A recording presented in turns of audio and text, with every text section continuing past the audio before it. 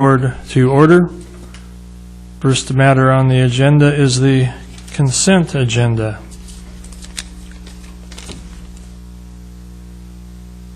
Everyone okay with the consent agenda? I'll entertain a motion to approve the consent agenda. I'll make a motion that we approve the consent agenda. Second. Further discussion? All those in favor? Aye. Aye. Opposed? Consent agenda is approved. Comments from citizens present on agenda, non-agenda items? Mr. Sell? Yeah. I think whatever you have to say will probably be either an agenda or non-agenda item, so why don't you come up? And I think that pretty much covers everything, doesn't it?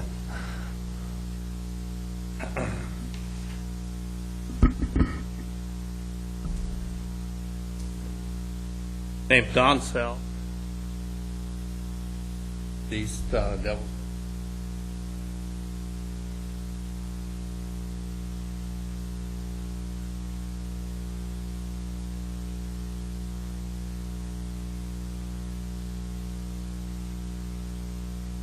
Every meeting we have the report on this,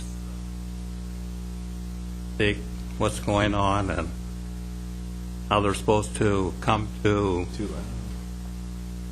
these tanks or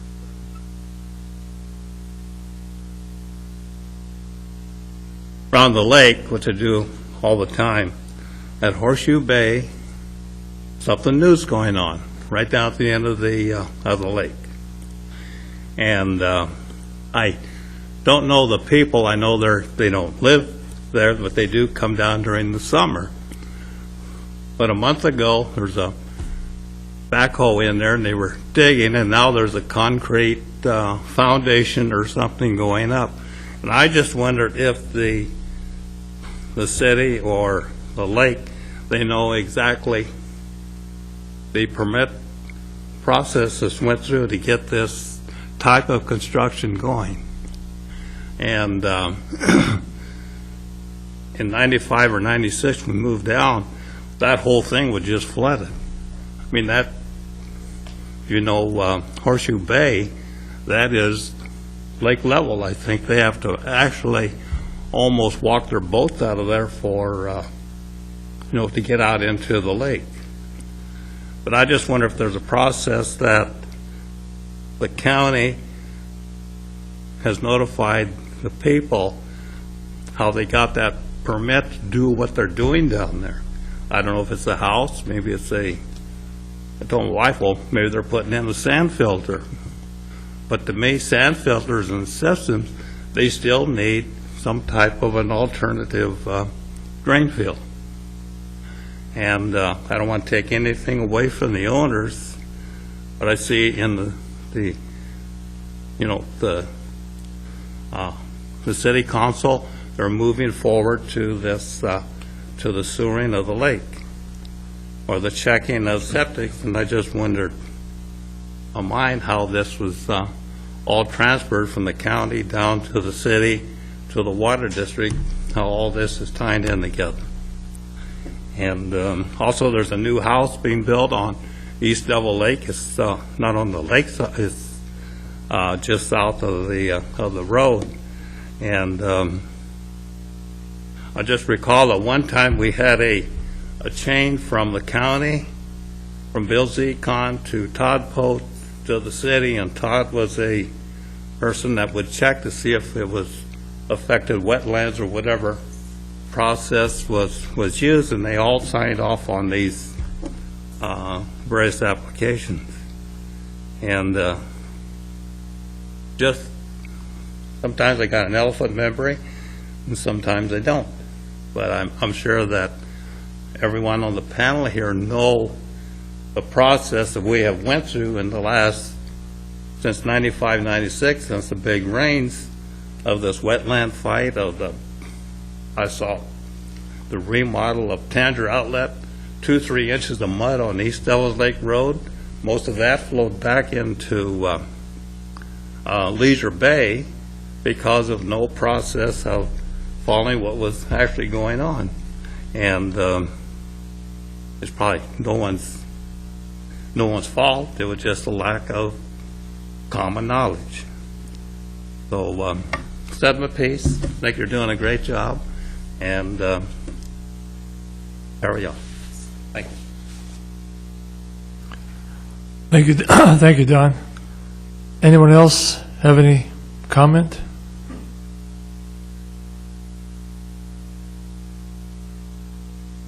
All right.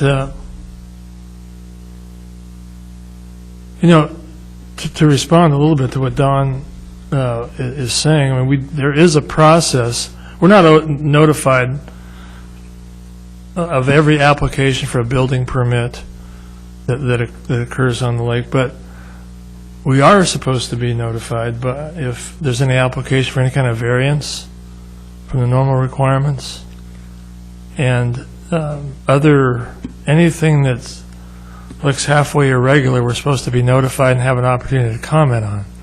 And Paul, could you Sure. explain that? Expound on For that? septics in particular, septic systems, the county, they have their regulations. If it meets the regulations, then they approve the permit.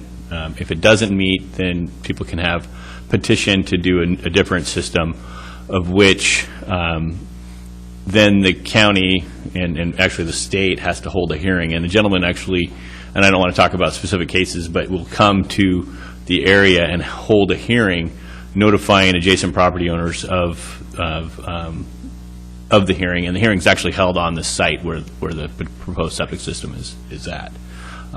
As far as the building permits, Don raises another important component, and I think that it is something we really need to readdress, and that is the connection between the City of Lincoln City's erosion control ordinance, which was passed with the help of the district in '97, I believe, and the role that the county would then play in that. And to my understanding, they have a memorandum of understanding that for properties on the east side or outside of the city limits that have the need for an erosion control permit, that the city is then notified, and the city is to administer that, and we'll have to look into that process again. All right. Unfinished business, Devil's Lake Plan, septic tank revitalization program. And, Seth, I wonder if we shouldn't, this dovetails so much with the sewer stuff now, and with the direction that the city is going. Maybe we should just hold off on that and talk about it in conjunction with sewer. Yeah, it sounds fine. It just makes sense to do that, I think. And bring sewer up. Just do sewer now with it. Well, it's shortly down the road here. Let's save our shoreline. Just quick, real fast report on that, just the SOS video that we showed last month for the first time. It already has 103 views as of last week. I think it had like a few more this week, so it's definitely being seen and should be on Channel 4 very shortly, and it'll just be on a regular rotation there. The one thing that I don't have in this report was, and I'm sorry I forgot this letter of support, but NORP, like the Northwest Oregon Restoration Partnership, that's a group that we are a partner of who gets us plants for some of our plantings, had asked us to write a letter of support to BLM because all the partnerships that BLM funds are being reviewed right now due to lack of funds. So they're kind of reprioritizing who they do their partnerships with. So NORP asked that we write a letter, and I think it was emailed out to you guys yesterday, and I was hoping that I would have it here so, Brian, you could sign it. So if you had a chance to see the letter, then I think we can move forward, and if you haven't, then I think just, do you agree that we should write a letter of support for NORP, which conveniently we have one in hand, and then, Brian, we can have you sign that even after the meeting tonight or something. I mean, I didn't have a chance, well, I did have a chance to read the letter, but I couldn't open it for some reason. It was flashing on my screen and everything else. But anyway, I'm happy to read it afterwards, but, you know, It seemed to me the way that it was written was pretty decent, and it was directed from Brian as the chair and so forth, which is good, because I think it's fine to do it that way. So, you know, I would be fine approving the idea of a letter of support for that group, and then, you know, directed through Brian's final edits, as it's, you know, his position that would be doing that.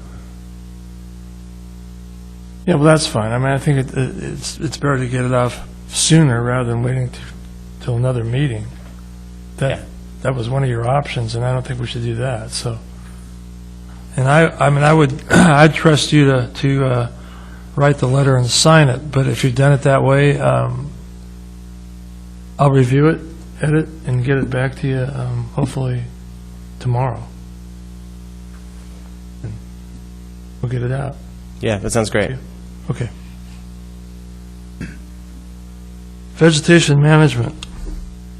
Mr. Robertson, we had a meeting this. What's that? So we had a meeting this. You did, yes. We were very fortunate to get a call from the Deputy Director of ODF&W after we submitted our digital copy of our submission to ODF&W. And Deputy Director asked for the meeting and came down with, brought up one of his fish biologists out of Newport office, John Spangler, and so Brian and myself and our consultant Joe Eilers and the fish ODF&W folks met. I think they were just really looking to get a grasp of our application kind of verbally, I guess. I mean, maybe to not have to invest as much time to read the whole thing, because it's pretty comprehensive, and then they can understand it more as they do peruse it, and as it does come forward to the commission. And then their other goal was to relay to us the process. It's clear that our application doesn't fit the rules, and so the rules would have to be changed. And so we've basically understood this from the onset. There's been a bit of a back and forth, but it's pretty clear that, you know, our lake is bigger than 10 acres, and we're a public entity, and there's public access to the lake, and so those are kind of pretty cut and dry in their system. So for at least a couple of those, we'll have to get a rule change. I don't know how to, you know, correctly characterize the meeting, but I felt it was warm. I felt like the conversations were open, and I felt like, you know, they acknowledged that, you know, our application is pretty solid, and it looks like it's, you know, I think one of the phrases I heard was, I think you have a good case to make to the commission. And that's, you know, a polite way of saying it's not our decision, it's the commission's decision. And so I think it does reflect the application, I think, well, though, because I think we do have a good application. I think we've spent a lot of time developing it, developing the Devil's Lake Plan, which was, I think, fundamental in this approach, and really being cognizant with our application that it's not just about grass carp for Devil's Lake. It's about restoration. And so when we look at restoration, we look at nutrient abatement, and that's really, I think, what the work that we'll be focusing even more so on if we can get this grass carp issue behind us. We'll have wide opportunities to focus in more on sewers or septic inspection programs, whatever the case may be, vegetation management, erosion permits that maybe have been fallen by the wayside, et cetera, et cetera. Fish issues, coho issues, and I think those comments are well received, because I think, I know that Fish and Wildlife understands biological systems and natural systems, and so by focusing on the solutions, the long-term solutions, I believe it makes for a much better case for another interim solution with the grass carp for the vegetation management. So that's where we are. We've been offered a public forum opportunity during the Fish and Wildlife Commission meeting October 4th. Starts at 8 o'clock. It's at the Hallmark Inn in Newport, so it's close. People can come down and support the district. We're at least offered 2 slots, 2 5-minute slots, kind of like your public comment period is kind of what the forum is. It's an opportunity for people to bring stuff that are non-agenda items to the commission. This item isn't an agenda item as of yet, hopefully, because it's not coming from them internally. It's coming from the outside, from you. Should the commission feel like they would like to hear more about your application, seek to maybe direct staff to even work on a rule change directly, those type of things could be handled at that meeting. Nothing further, though. They couldn't say, yeah, you can get a rule change, go buy some fish. So that, this is like our first formal, hello, we have this idea, would you consider it? And they're well aware that we've been working with them, so it's not blindsided. And we've been in contact with at least our local representative for the commission on this project already. And so, and we've spoken to the commission years ago, basically about other projects in the watershed that we were working on, and with the caveat that, if we come back to you and say, we've got all these other projects, but our grass carp issue is still coming to a forefront, would you listen to that? And they were warm to that at the time, too. Commission's changed since then, so it's I think 6 out of 7 new people from that last opportunity. But I feel confident in respect of our application and presenting that to the commission. So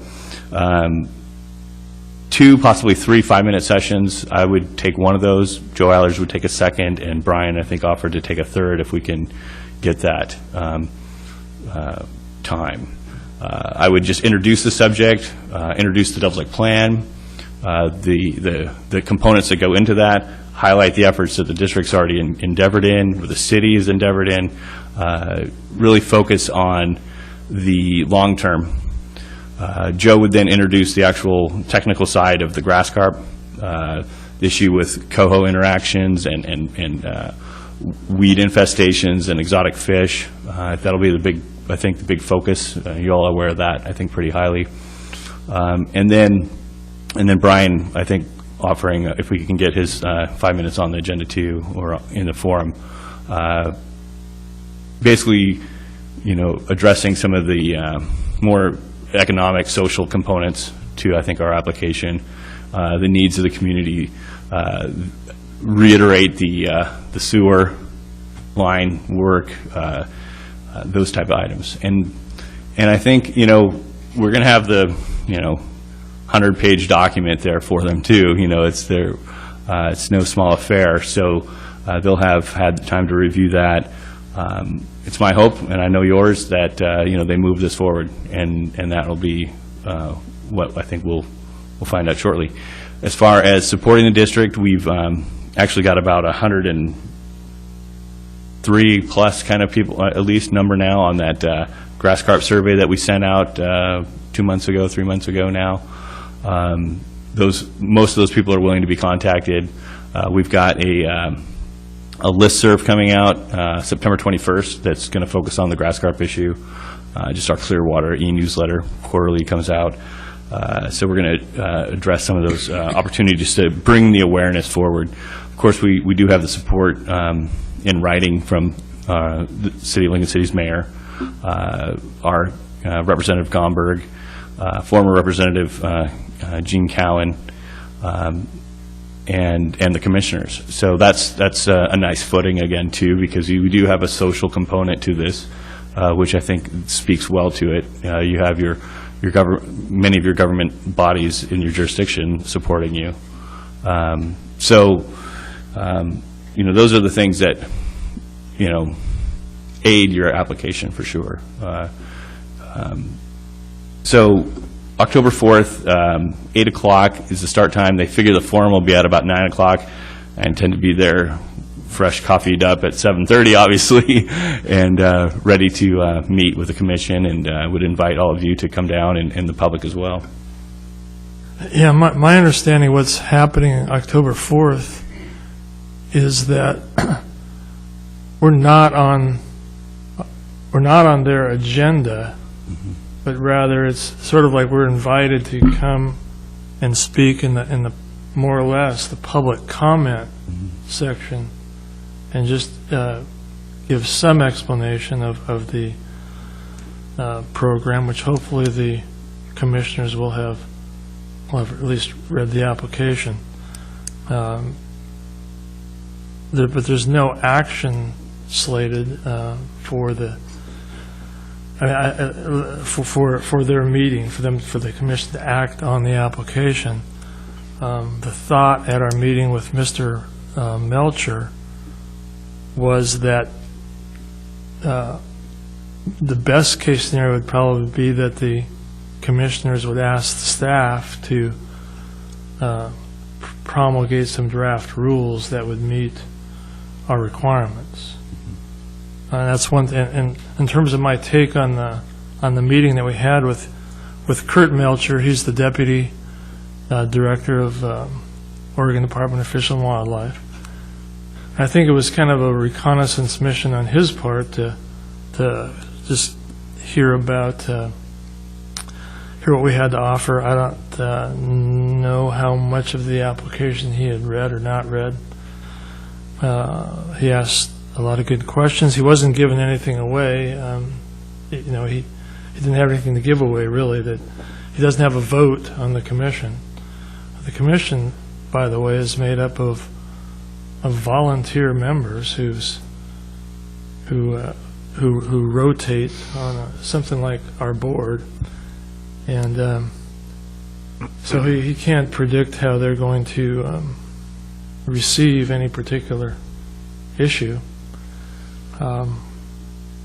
He did comment, and another take that I had was listening to the discussion around the table, that we do have a good story. We have a powerful, well-supported story, and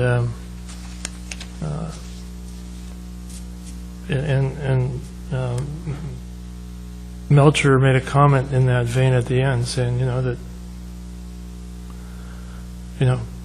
sounded good to him. He didn't have a vote, but we get our shot, and it sounded like a good case. And that's all we could ask him to tell us.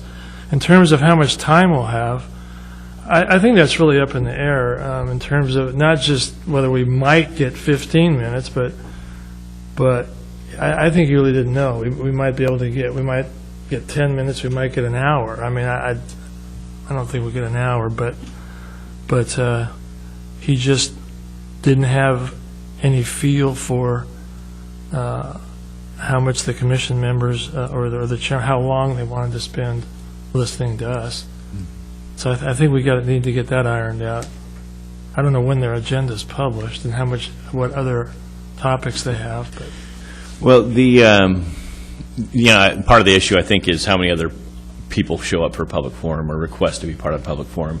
I think they'll probably set up about a half an hour for that part of their agenda, of which, we might get all of it. Like you were saying, it's kind of like it's up to the discretion of the chair. right. How they administer that. Yeah, he did mention something about maybe it might be some rule that they have, that they want at least 24 hours notice of whoever does want to address them. Yeah. You just can't show up at the meeting and Correct. and expect to be able to talk to them. So we need to make sure that We all have individually that's set up ahead of time. done that, yeah. And maybe get some additional time for others to, it doesn't necessarily need to be limited to you, me, and Mr. Eilers.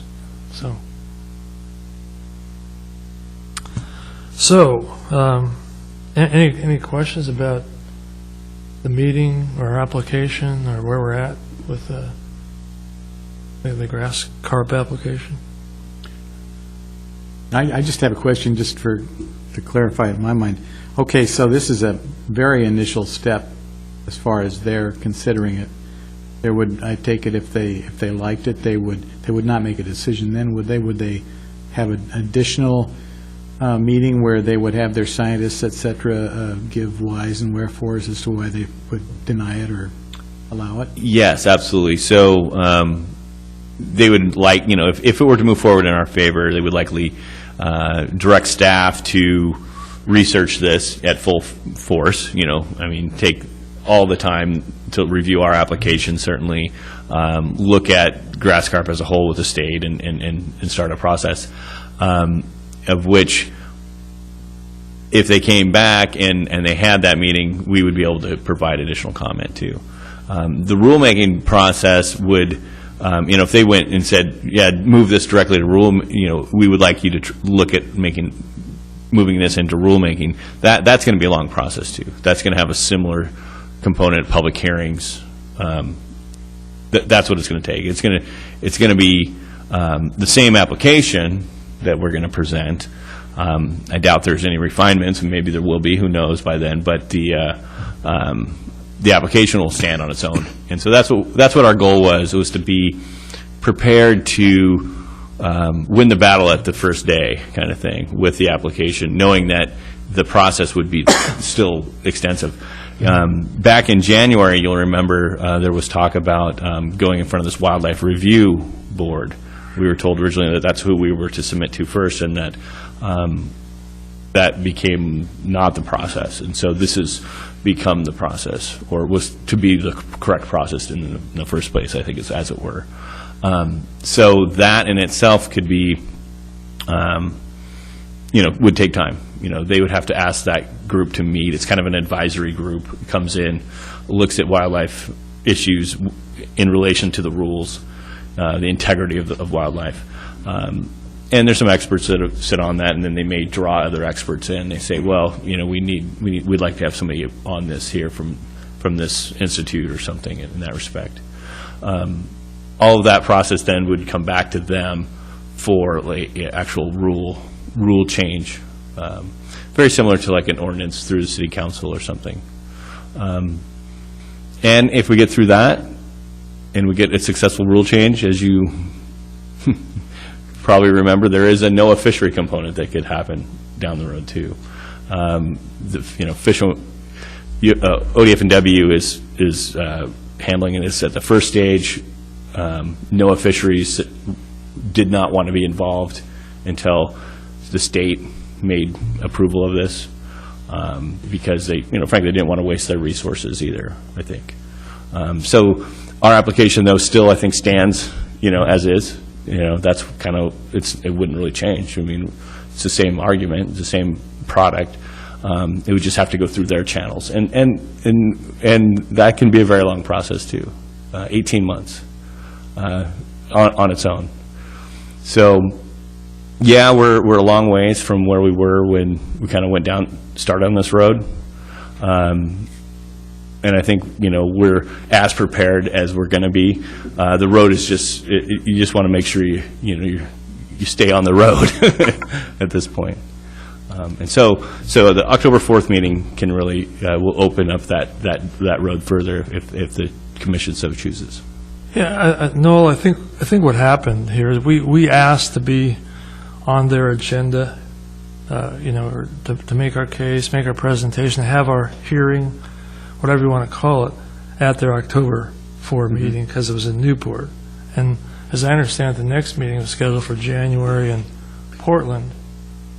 And so I'd have to double check. I think it might be even a December meeting. How we get better public support by having it in Newport in October instead of people driving through an ice storm to Portland. So they're sort of accommodating that request, not by having it on their official agenda, but by giving us this opportunity to, or at least telling us there's an opportunity to present ourselves at their public forum portion of the meeting and make our case there, even though it's a sort of a less formal idea. But that being said, I mean, there's apparently 7 votes on this commission, and if we can, make a good first impression, I think it can help us tremendously. So it's pretty important. Paul, how's our carp population doing? It's dwindling and old. We had some work done by Joe Eilers, and it's in the application that really shows that in all likelihood the population is, and I don't recall offhand, but somewhere between 300 and 1,000 kind of range. 696 comes to mind or something. And that was the estimate that we had a few years ago, too. Well, even more than that, through just some citizen science work that we did. And it seems to be that that's a fairly good estimate based on their longevity, the fact that they're not, of course, reproducing, the last time they were that were stocked. The minimal, at this point, resurgence of vegetation in some of the lesser areas of the lake canal systems. But yeah, so by and large, very, very low population. Adult big fish, and I think Deputy Director Melcher kind of made that point. We're looking at some big herbivores that are out there, and so you have, to replace those, you would start with small fish again, and that's all figured in Joe Eiler's work as to a stocking schedule that would be very low. I think the number is 270 or 220 fish every other year, which is a fraction of how many fish were put in there, even at the lesser rate in '93 when they put 5,000 fish in. So I think this is a very measured approach in restocking, and just supplementing the kind of aging out population that are certainly out there. Well, I mean, I was just wondering, because, like if you have a light bulbs and you replace all the light bulbs with 40-watt bulbs, you'll notice one goes out and within a day all of them go out. And, Yeah. the grass carp, we're sitting here with this low population, and next year we have none. Yeah, it's absolutely the case. It's a cohort that were put in. They were probably a year, 2 years old when they were put in, because they were 8, 12 inches, and 93 was, so at least like 22 years old, 21. Pretty old fish. Yeah, and they'd be the young ones. Yeah. Yeah, if there are any other older ones, there could be some back from the 80s. Yeah. So it's time to get that restocking permit in hand, and that's the goal, is to get that in hand, and then to begin some very modest introductions. Okay, October 4th, 8 a.m.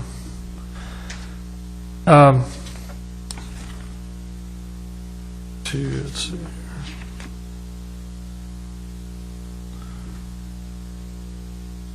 Yeah, septic tank revitalization and sewer. Seth, go ahead. You know what's going on here.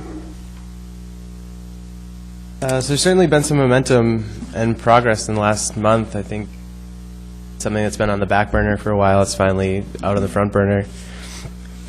So really my staff report, City Council had a meeting on Monday that they talked about it. My staff report was written last week, Thursday, because we get those out a week early. So there's some good background information there, but it's not the newest thing. So just kind of really just a summary of their meeting. City Council what really began as a discussion, when we started this 3 meetings ago, what began as a discussion on septic inspections and sewering has now really moved, joining them together instead of septics and sewering, or septics or, it's turned to an and, which I think is good.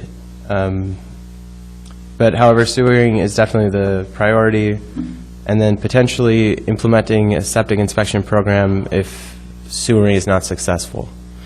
And a couple of important notes on that septic inspection program what they're talking about doing now is drafting an ordinance in the meantime, actually passing that ordinance, and then that ordinance would just not have a date on it. It would just sit on a shelf And if it gets to the point that sewering is not successful, then we can put this ordinance into place.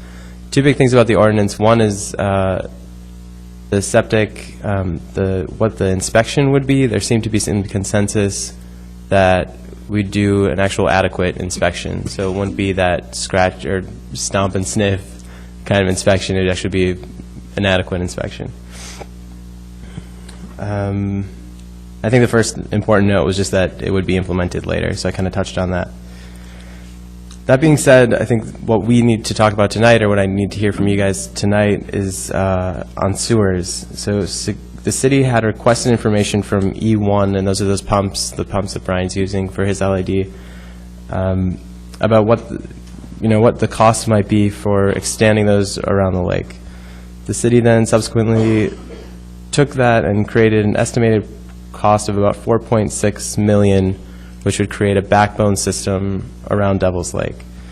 Compared to the $30 million that we had heard in the 1980s, I think everybody agrees 4.6 is feasible, something we can do, and I think the city council is excited to move forward on that. We're still talking about $4.6 million, like it's still $4.6 million. So Mr. Hawker had proposed a couple of ideas of how can we raise that money. One of them is using a sewer surcharge, and he came up with an idea. There's a couple of different ways it could happen, but like $40 for people who are close into the lake, $20 for people further out, and you could use that to eventually like pay off a bond. The other one that he is more in favor of is creating a sewer district, which is a process. It's a lengthy process to do it, probably a year and a half at least. You'd have to most likely put it on the ballot. People would have to vote for the sewer district. Then, as Brian has stated, you'd have to do the creation of the sewer district as one vote, and then also the tax increase as the other one. So you could get the people who vote in favor of a sewer district, but they don't fund it. And then Mr. Hawker wrote us all a letter. Did everyone receive the letter that he's written to? So I can just give some highlights if people know what's going on. He says, I'm confident that you've been following our recent discussions on the possibility of extending sewer service around the lake. I believe our position is that we will advance this option with the provision that should it not be possible to see a means to success, a septic inspection program will be implemented.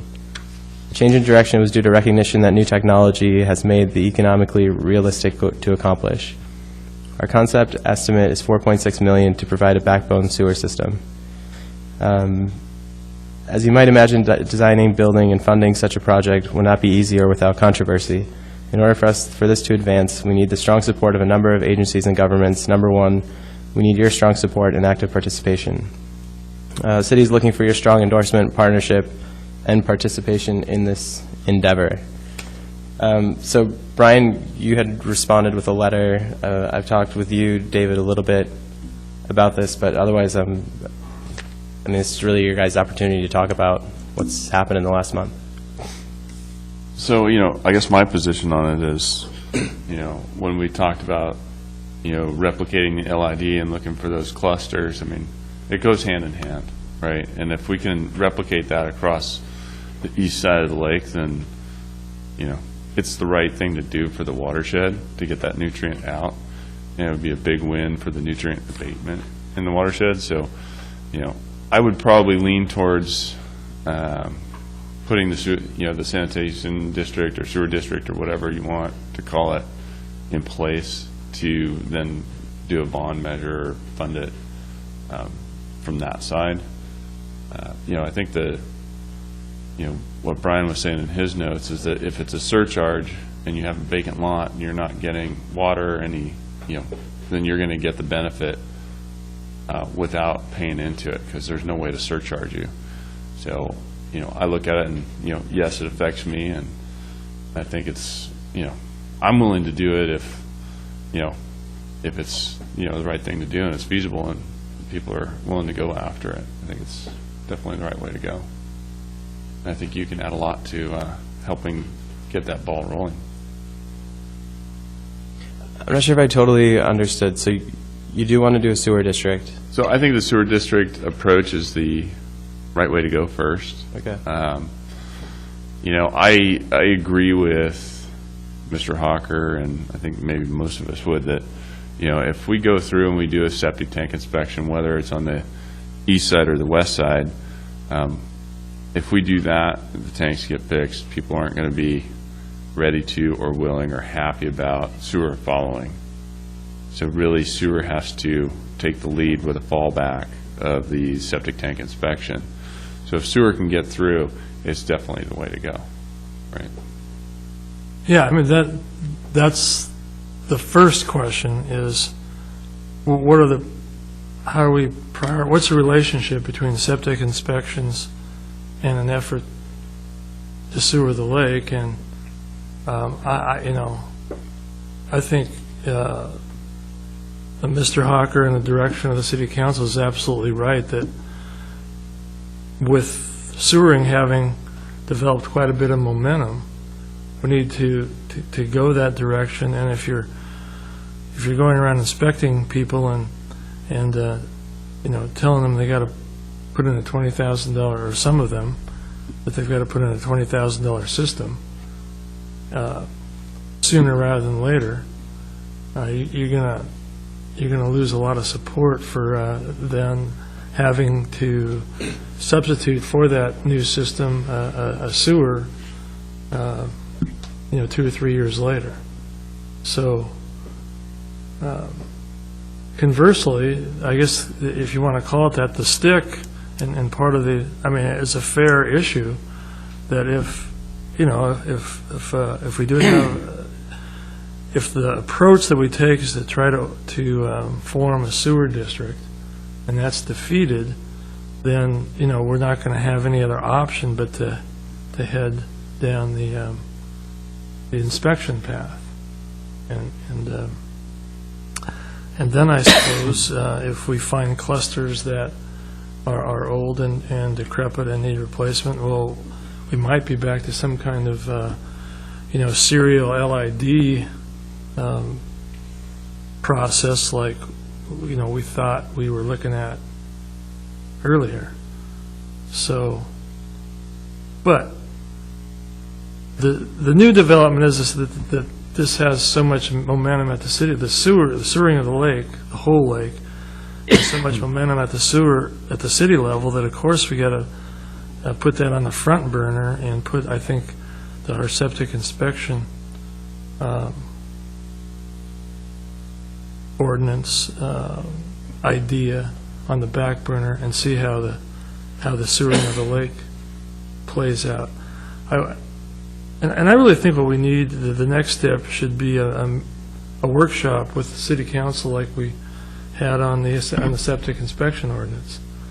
I mean, there's a lot of ideas floating around out there, and they've been floating around for long enough that some of this could, I think, be distilled out and that a meeting or a workshop would be instructive. One thing I'd like to throw out that I'd like the city to be at least thinking about, because they haven't talked about it so far, is the idea of maybe getting the county on board to do an LID one LID for the whole lake. This is just something that I thought about lately. My initial idea, actually, my preferred option was the surcharge to start with. And then I realized, after I got behind that because I thought that'd just be a lot simpler, and it'd be fair. Until I realized that, I thought it would be fair until I realized that people who have bare lots and do not have a water account, there's not going to be a surcharge for them. And all of a sudden, it didn't seem so fair, even if it was easy, it wasn't fair. And I thought, you could spread that surcharge out a lot more than just near lake owners, and if you did that, the surcharge would be fairly small. So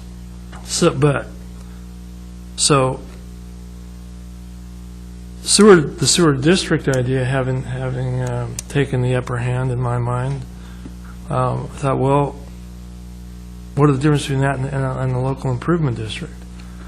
The nice part about a local improvement district is that all the property owners, it's one lot, one vote. I mean, it's really determined by the people who are going to pay the bill.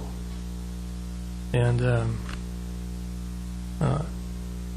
not necessarily, voters who may or may not have a financial stake in the outcome. So I think that's something at least we ought to be talking about, and a workshop would be a good venue for that. So then the county becomes the entity to carry that LID forward? Yeah, because similar to what the city did? Right, because part of the lake's outside the city, so the city couldn't do it. But the whole portion of the lake is inside the county, so we could actually pick up the other pockets in local improvement district, even though they're inside the city potentially? I think so. Those pockets are still in the county, even though they're also in the city. So I don't know why and I haven't even looked at the county's LID ordinance, but I assume it's, LIDs are formed pretty much the same way everywhere. And so I assume it's pretty much the same as the cities. And so, I just think it's worth talking about. And I don't know what financial interest the county might have. I don't know if they make money being DEQ's enforcement arm for septic. And so having the lake being sewered would cause them a loss of revenue, or certainly it would reduce their manpower needs and their payroll needs. So I don't know where their financial interest is, but again, it's something that. And so, thinking out loud like I am right now, maybe the county should be invited to that workshop, like they were for the septic ordinance workshop. This is the phase we're in now is throw everything against the wall and see what sticks. So that's why I'm just thinking out loud and I think I've come to the conclusion that I kind of agree with these two guys about the going to the sewer ordinance, just for the fact of equalizing the burden across everybody instead of just the people that have water accounts. My thought was about on the billing of it is, it was worked, and it's what funds our tax base at the present is to have a watershed rate and an outside the watershed rate. That's worked before. It's how we raise our revenue right now. That could be an easy function of how to raise the funds to pay that bond. And this is, I think, important, like Brian says, to get kind of more brainstorming opportunities. But one thing that comes to mind, too, is potentially, maybe the city can have a different STC charge associated with bare lots, that if they did go the surcharge route, that STC would then help pay off that obligation bond, revenue bond that the city may procure.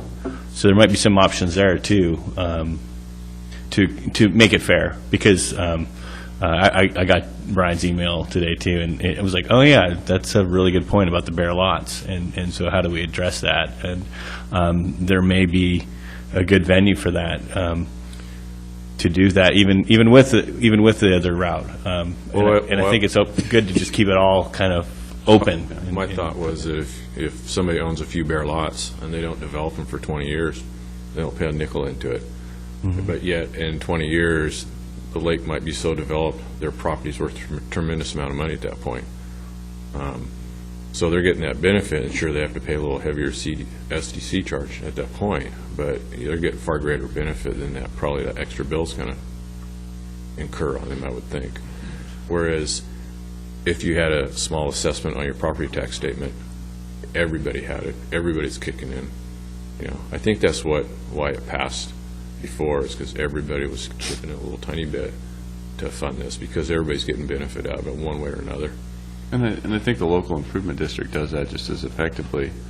But I think, I tend to like the idea of seeing if a county would sponsor an LID, because that would give that first option to the people who own property and would be paying that bill to make that commitment, right?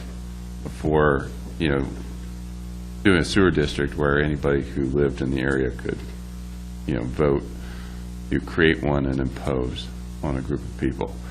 So I kind of like the LID approach at first glance.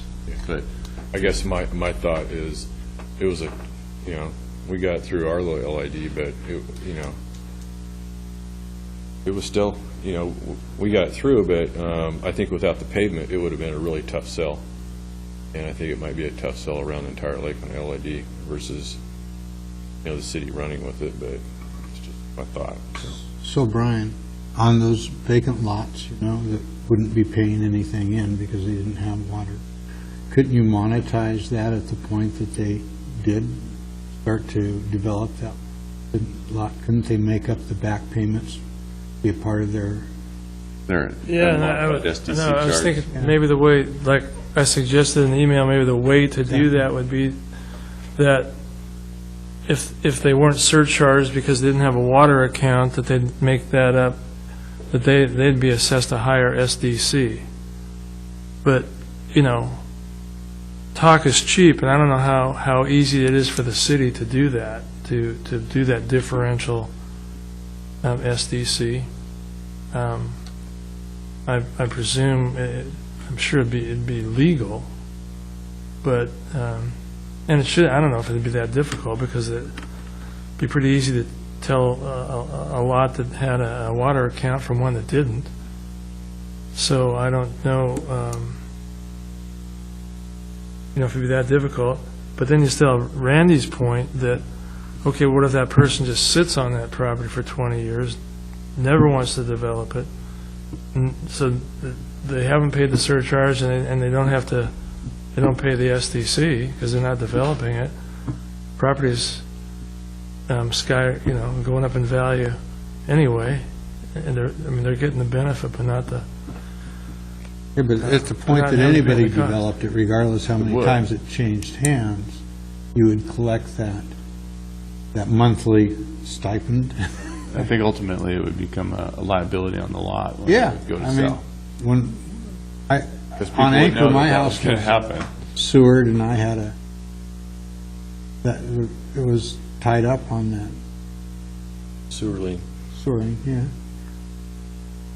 Well, we learned from the LID process that if the owners are calling the shots, that you're going to get a pretty high.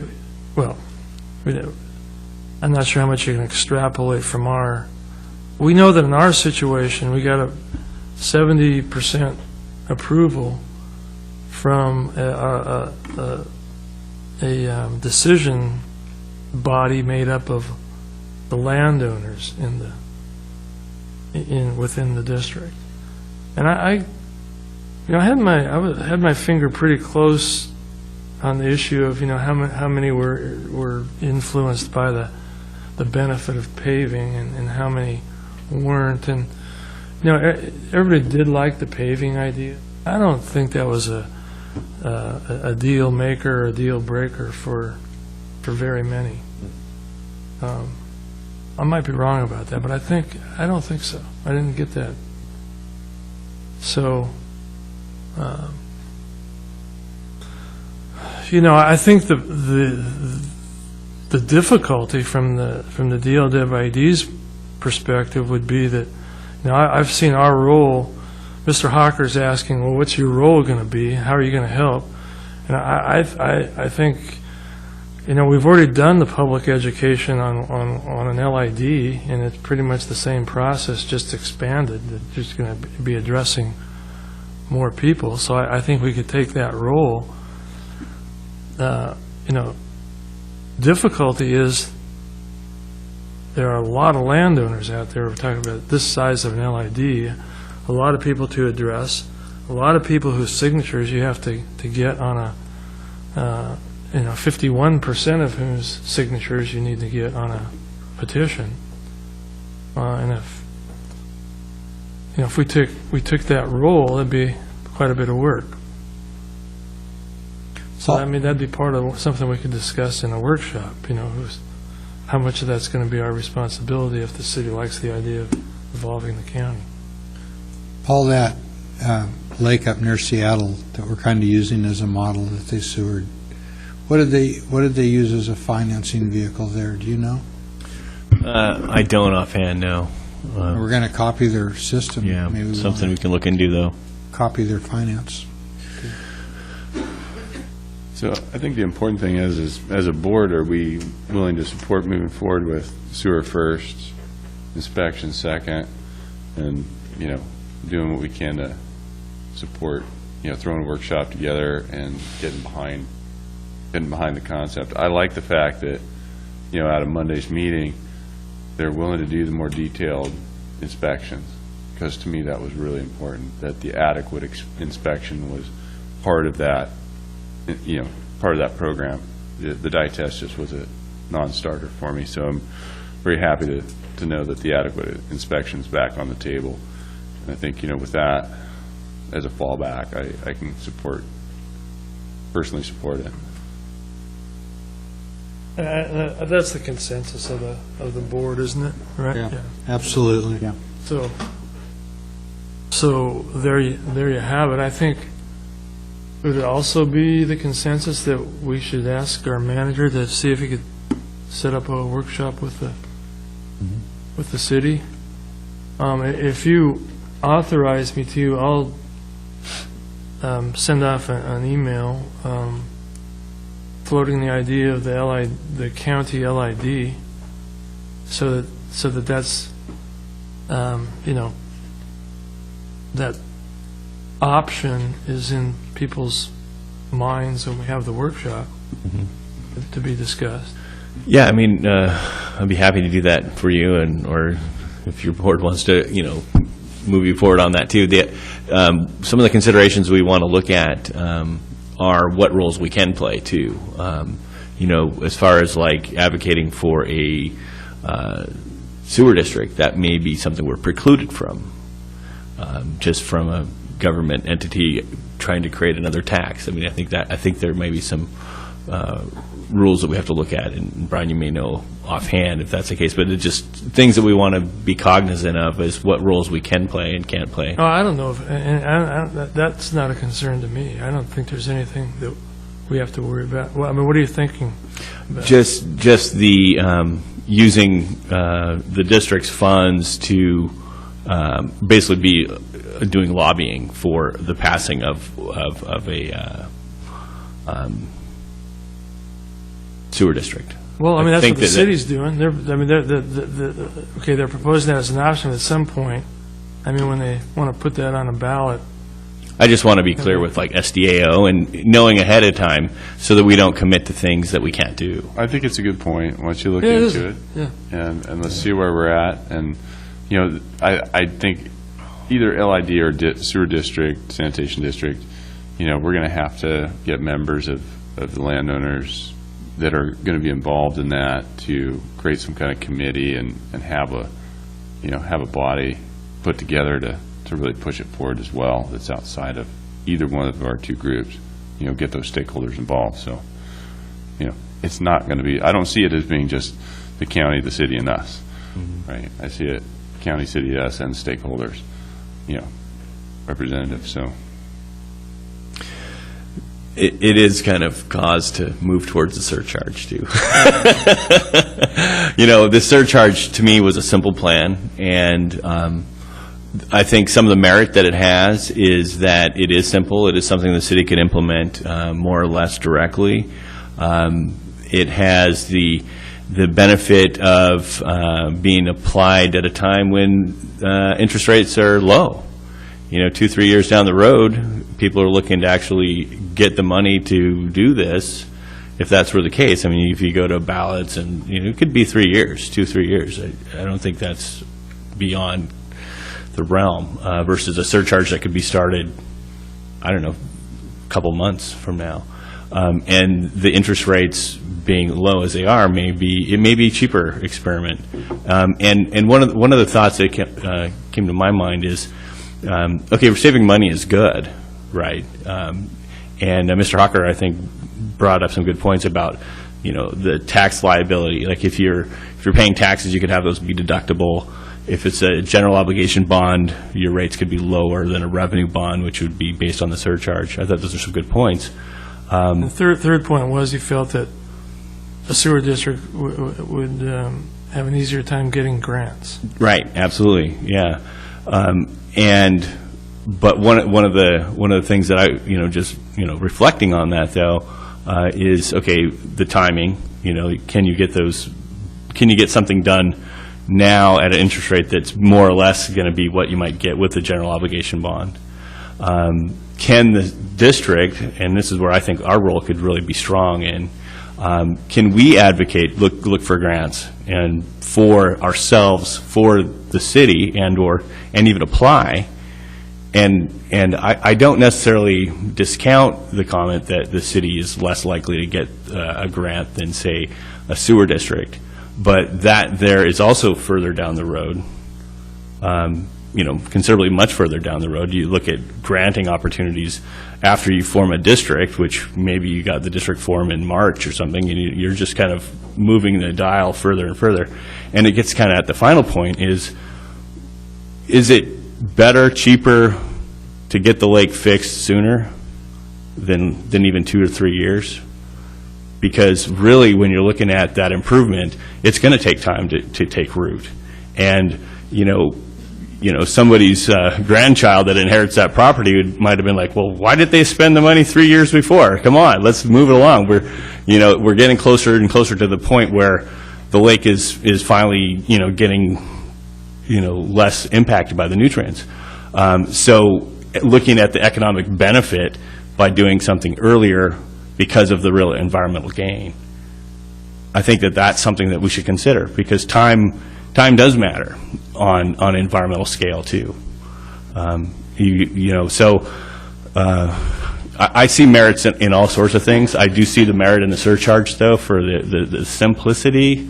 The fact that the district can spend time aggressively looking for grants to basically hire the city to do this type of work, potentially. I could see, like, if the city were to pass an ordinance that provided we'll just use their example, the $40 and the 4%.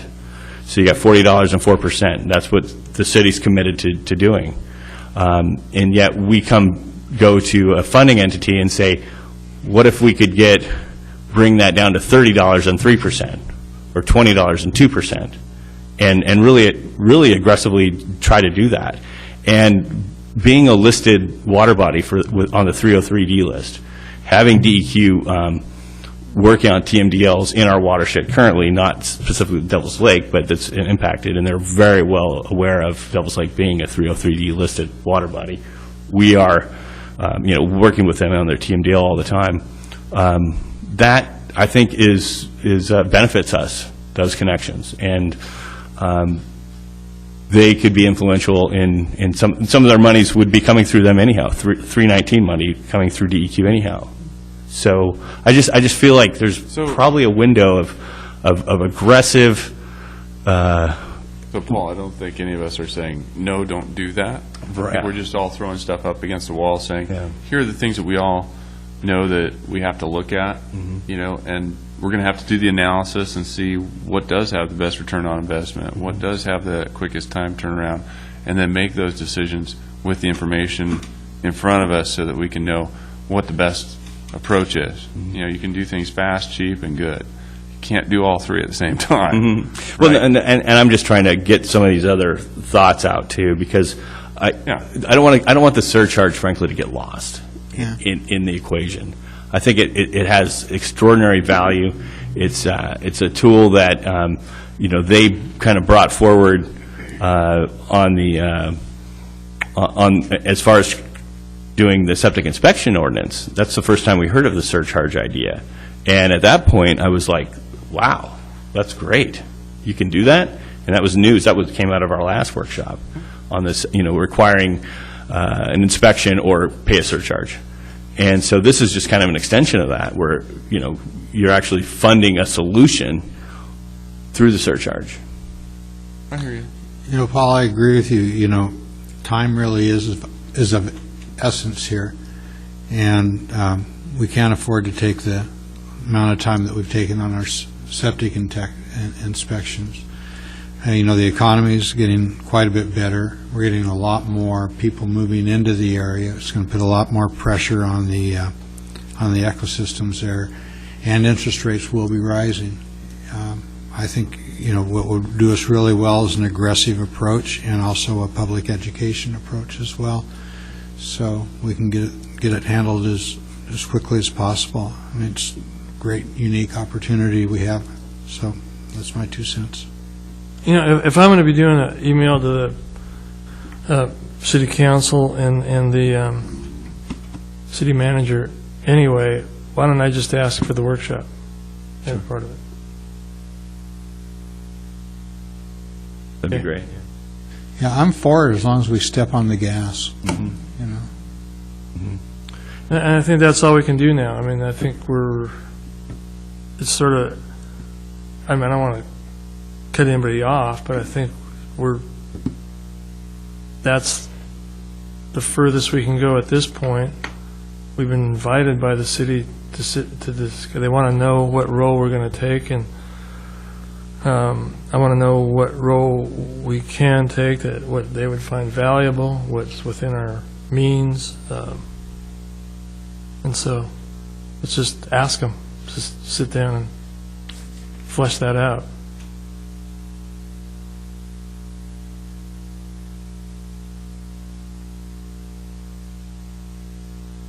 Communications report. Just a couple of highlights here. Going to be on the radio next Tuesday, KBCH 7:30 for the program. Streaming live, you can get these on the Lincoln City's website or on our website. Shout out to my mother-in-law who's probably watching on Channel 4 right now. So we're also government access there. Grass carp questionnaire, we've talked about that earlier. Facebook and Twitter, some of our accounts. The last one, 2 more here actually. We've got this community college class that we're offering, Devils Lake Water Quality 101. Tuition is $15. It's October 9th from 10 to 1 at the Lincoln City campus. Invite people to look at the Catch the Wave Fall 2013 schedule and get signed up for that. And then, this wasn't on your list here, but the Clearwater e-newsletter will be coming out on the 21st. I mentioned that earlier. Robin Kohler, our water quality specialist, put much of that together for us, and that'll be heading out soon. So.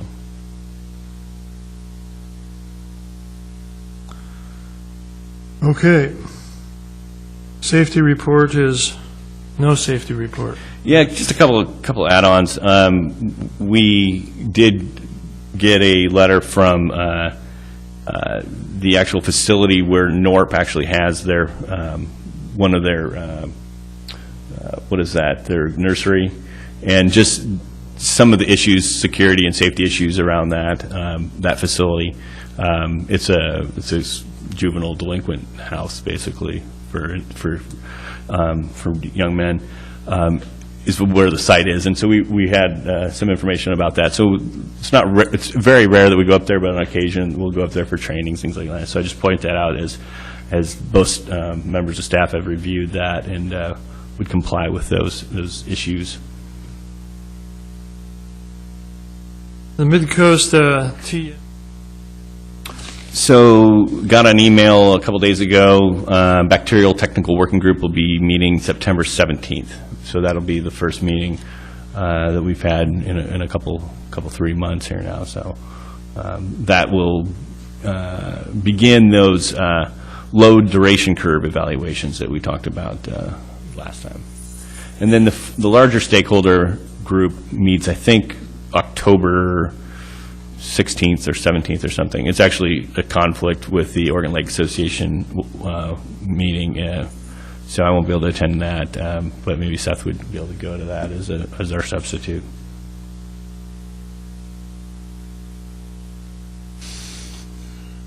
Okay, thank you, Paul. East Devils Lake Road situation. Just kind of an update. I think most people are aware that that did get repaved. They added 6 to 12 inches of asphalt. It isn't expected to withstand a winter storm event, though.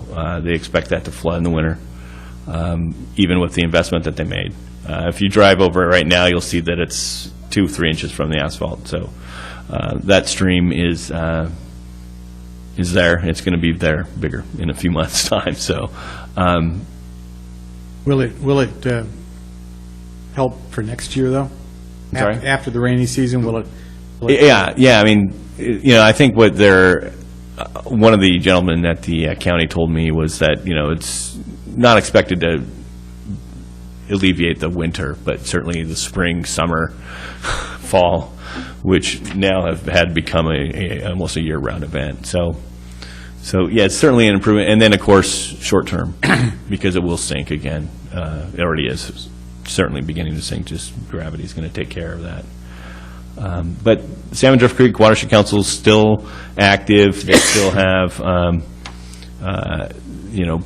part of a grant that we funded for them and the county, and they're falling back on their original recommendation to hold that larger stakeholder meeting like they had intended, and not go the route that the county kind of wanted them to do, ended up doing. So that just makes their odds better at getting a fix in the long term. However, the urgency dissipates, I think, when you do have a fix in place now. So I don't know. I don't know if the fix actually helped, the long-term restoration. We'll see. Do we know how open the culverts are that are going underneath there? They're shallow. Yeah, there's probably a foot of clearance underneath there. Sediment's right near the 1.5 foot. The bridges, actually, I think is what you're talking about, the bridges. There's some culverts, too, that are 12-inch diameter that they put in 2007 as a stopgap to try to bring more water across that system. That worked for, 6 months or something. I was just wondering in terms of, how filled in it was underneath the bridges, It's pretty. Is there going to be adequate path? Less water. The road. They're going to, fish are going to migrate through underneath the bridge. Are they going to? They'll have to unless it floods. If it floods, be, reduced on the top of the road due to the new height. Yeah. Does the salmon rescue become more unnecessary? It may, hydraulically, it may actually help blow that out a little bit. Having raised the dam of the road, we raised the height of the dam so that water has to try to go underneath the bridges, particularly the one that's straight on the Rock Creek Bridge. The Side Creek Bridge, you're not getting a direct flow. I mean, it's the energy is dissipated. It still flows, obviously. There's still water going through there. But having raised the level of the dam of the road, there would be hydraulic pressure to move some of that sediment down. But how far? Not far. Our experience when we took out the dam up at Rock Creek, 3.5 miles upstream, is we opened up that thing to try to move, that 100 feet of sediment that had backed up behind that 3-foot, dam. And it went maybe 100 feet downstream. It's because the energy is dissipated after that. So once it's blasted through there, then the energy's gone. So it's not going to just keep blasting all the way to the lake, and plow it out, which is how it used to be drained in the 70s. It was not only it was actually literally dredged out from the road. So yeah, I think you'll see some change. You'll see maybe some deepening underneath there, but then the rock would just get pushed into the wetland, which will be a large, kind of dam in itself, holding that sediment up. There's going to be flooding, would be my guess. As far as the salmon rescue, I think that was kind of part of your question embedded in there. We're still on board to offer that kind of funding, up to $10,000. I think we'll be working with the Watershed Council to see how that might come to be, what the needs will be. I think it'll be a different animal than it was last year, but I think we'll still be seeing a need. It'll, if it stays below the dam or the road, then the fish will just have to find their way underneath that bridge, which is great. You know, that's where they belong, underneath the bridge. So, they're strong fish. They should be able to swim through those kind of forces. You know, but there are velocity issues too at the larger end of scale. Like when you have all the water going through a small hole, at some point there's a velocity issue for even the strongest fish. Certainly for juveniles and other kind of resident fish, you know, smaller fish, they're not going to be able to swim upstream. If they get blasted down below the road, they'll be downstream. Salmon make it up worse. So. Well, that's just it. But even salmon, there's a threshold. You know, you put them in a pipe and the pipe is full blast. At some point, they're not going to be able to swim through that. I think one of your most parts of this temporary fix is not washing off underneath every car that drives through that year-round. Definitely, that's a big added, certainly year-round. One of the, I don't mean to pick on their fix, but one of the concerns I had, having noticed the type of gravel that they used, it didn't seem like they had very clean gravel. No, it didn't. So that's going to cause some deposition. That stuff's going to wash off, especially once it floods and it starts, it starts sheeting across the road. That's going to move stuff downstream, and the fines will get, make the furthest distance, and that's, they'll find a way that they'll settle out in the wetland below it eventually. But that's not I would have thought they would have been required to use a little cleaner gravel, washed gravel, because that's the fine sediment is an issue for the gills of salmon too. That's a negative. Hopefully it'll rinse out, settle out before the salmon are coming, I guess. But it's going to happen. That stuff's going to move too.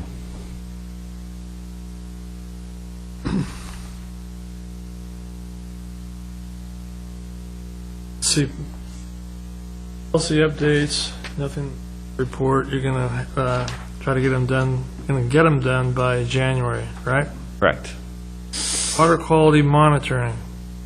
Okay, so we finished our summer water quality monitoring for E. coli, more or less for most of the water quality monitoring that we do in the district goes Memorial Day to Labor Day. That's kind of our window. A good year for E. coli, I think, by and large. Again, not too different than from last year. We had a couple spots that didn't pass 17 for 17, but most of our spots passed 17 for 17 sample days. That's pretty good. The hot spot of Thompson Creek is still real. It's not represented on this map, this summary, because upstream of the canal, it failed probably 15 out of 17 times, just the reverse. It might have passed twice. We had some DNA work that I'll talk about in there in a little bit on that system. But, the Dee River passed each time. That had been a pretty poor spot last couple of years. We do know that the E. coli, that the bacteria sources relative to Dee River are, with a high level of confidence, can say are related to probably gulls and or pigeons, definitely avian sources. So that's where we need to just continue to focus, I think, some education there. As far as dealing with E. coli and bacteria sources up Thompson Creek, there's going to need to be some additional approaches, education, maybe some fencing for horses, maybe some septic inspections program or sewer, because we've through some of our work, we've determined that those are some actual sources of bacteria in that system: horses, humans, and birds. Again, recently, we actually resampled. Have 2 full days of Thompson Creek sampling to send off to the lab for DNA.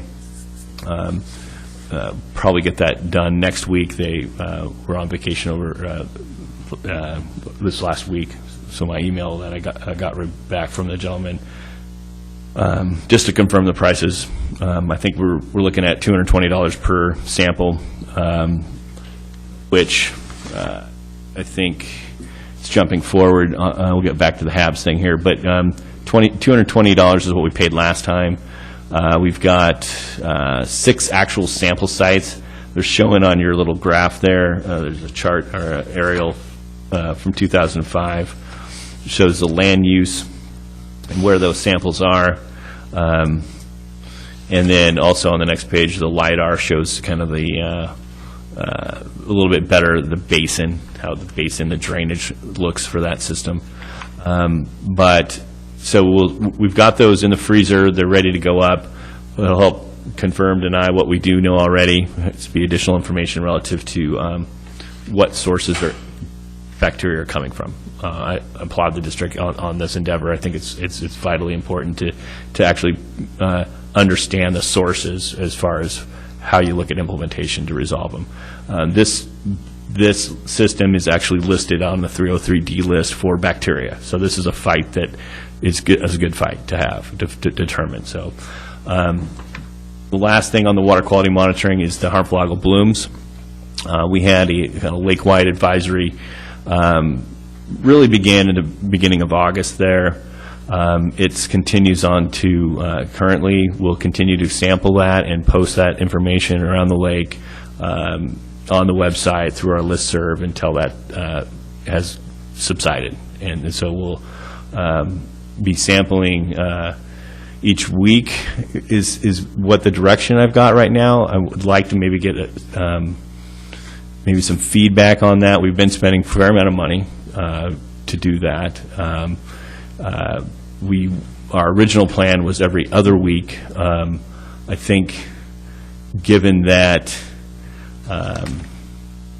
the peak season has kind of moved on as far as the recreational window, it may make sense to, instead of doing the full suite every week, if it's just as green as it was the week before, to just go and do some of that less expensive strip test monitoring each week. We've kind of actually been doing a strip test monitoring and the more expensive quantitative approach even on some weeks. That's kind of how we did all of August. Either a Friday or a Monday, we would have grabbed a couple strip tests, determined that it was still greater than 10, more or less, often, sometimes not. But then knowing that when we did the full test for all the sample sites, all 11, at least one, in the case of maybe 1 week, but in like this one shown on your chart here now, 1, 2, 3, 4, 5, 6, 7 of 11 above the threshold. So it might make sense to be a little bit more strategic in the sampling, just to save money, because if you're finding out the same information and the warning is still the same, I don't know. Well, I guess I look at it this way, Paul. I think you're right. We're kind of past the heavy use period. Our days are getting shorter. They're going to, the lake's going to get less sunlight, which is primary, driver for new algae growth. The temperatures are dropping at night, so the overall temperature and the conditions are going to start changing very drastically. So I would kind of lean towards just doing the strip test. Once we pass a strip test, then we go ahead and do our full battery, because we can't delist our advisory until we do a full set of tests, right? Yeah, so you have to use the formal quantitative tests, and you have to get the other toxins analyzed now too. So we have to show that all of those toxins, that the cyanobacteria that are present in the lake that they can produce, that all of them are below threshold. So that's another kind of reason to maybe phase it down a little bit for your expenses, because that end test is going to be outside, in the outside lab is going to be more expensive than what we do internally. We kind of I kind of planned to reserve about $1,000 just for that kind of last bit alone. and it could very well be used. We do still have funding. You know, we talked about the overall monitoring budget. I looked at it again tonight before it came in. I think we have about 17,000 in the monitoring budget overall. 4,400 would be spent on DNA potentially, a little bit more maybe, and that was, I know, the concern last time, that we don't not handle our HABs monitoring, kind of prioritize that. I do believe we have monies for all. Just term here. Yeah, monitoring budget, 17.6 is what we budgeted. We've spent about 5,200. We'd spend another 4,400 on the DNA. We've probably got at least one bill outstanding for the toxin monitoring test kits.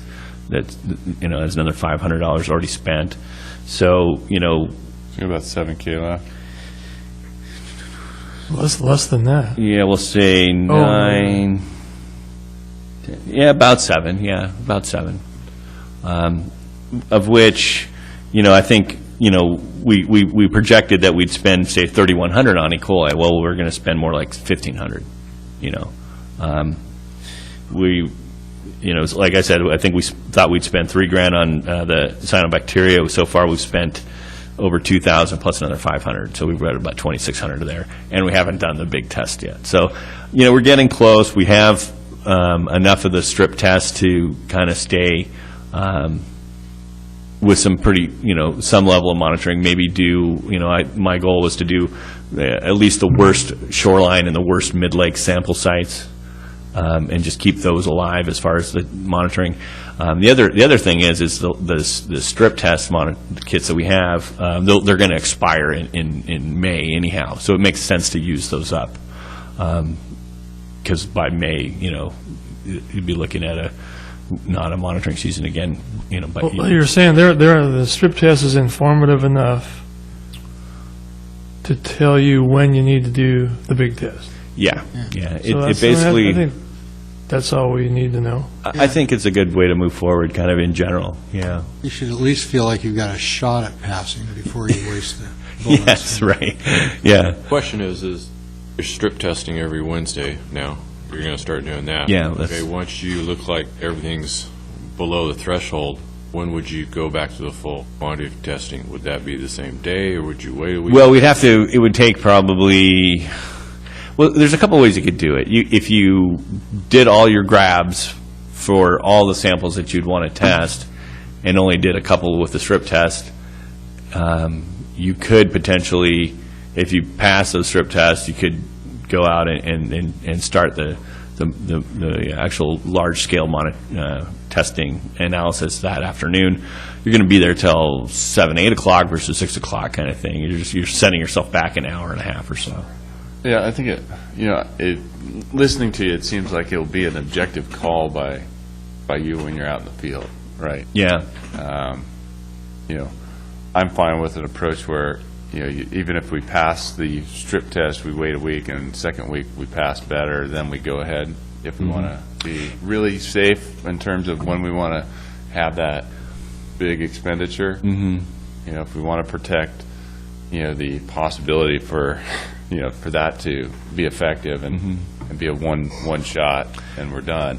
Yeah. But if you're out there and, you know, the water's clear and everything's coming up well below 10, I'm fine with it. Yeah, and I think the visual, being on the water is the key, you know, and and that's how our HABS program begins. It begins with just surveillance. I mean, it's the eyes on the water that really help tell the tale of whether or not we should begin the monitoring, you know, and so next summer we'll have the strip test as that kind of second phase instead of jumping right to the full phase, which is expensive, you know. Go to the strip test for a week, maybe 2 weeks, 3 weeks, see how it is. And then if you find, okay, we should test, okay, it's listed, okay, then we just use the strip test to keep track of it. and then look at using the quantitative microsystem test to say, okay, now that's passed, let's look at delisting it entirely. I think it's an evolving kind of methodology that is better. Each year I think we've gotten better at this. Tools were new. This was a new tool for us, so.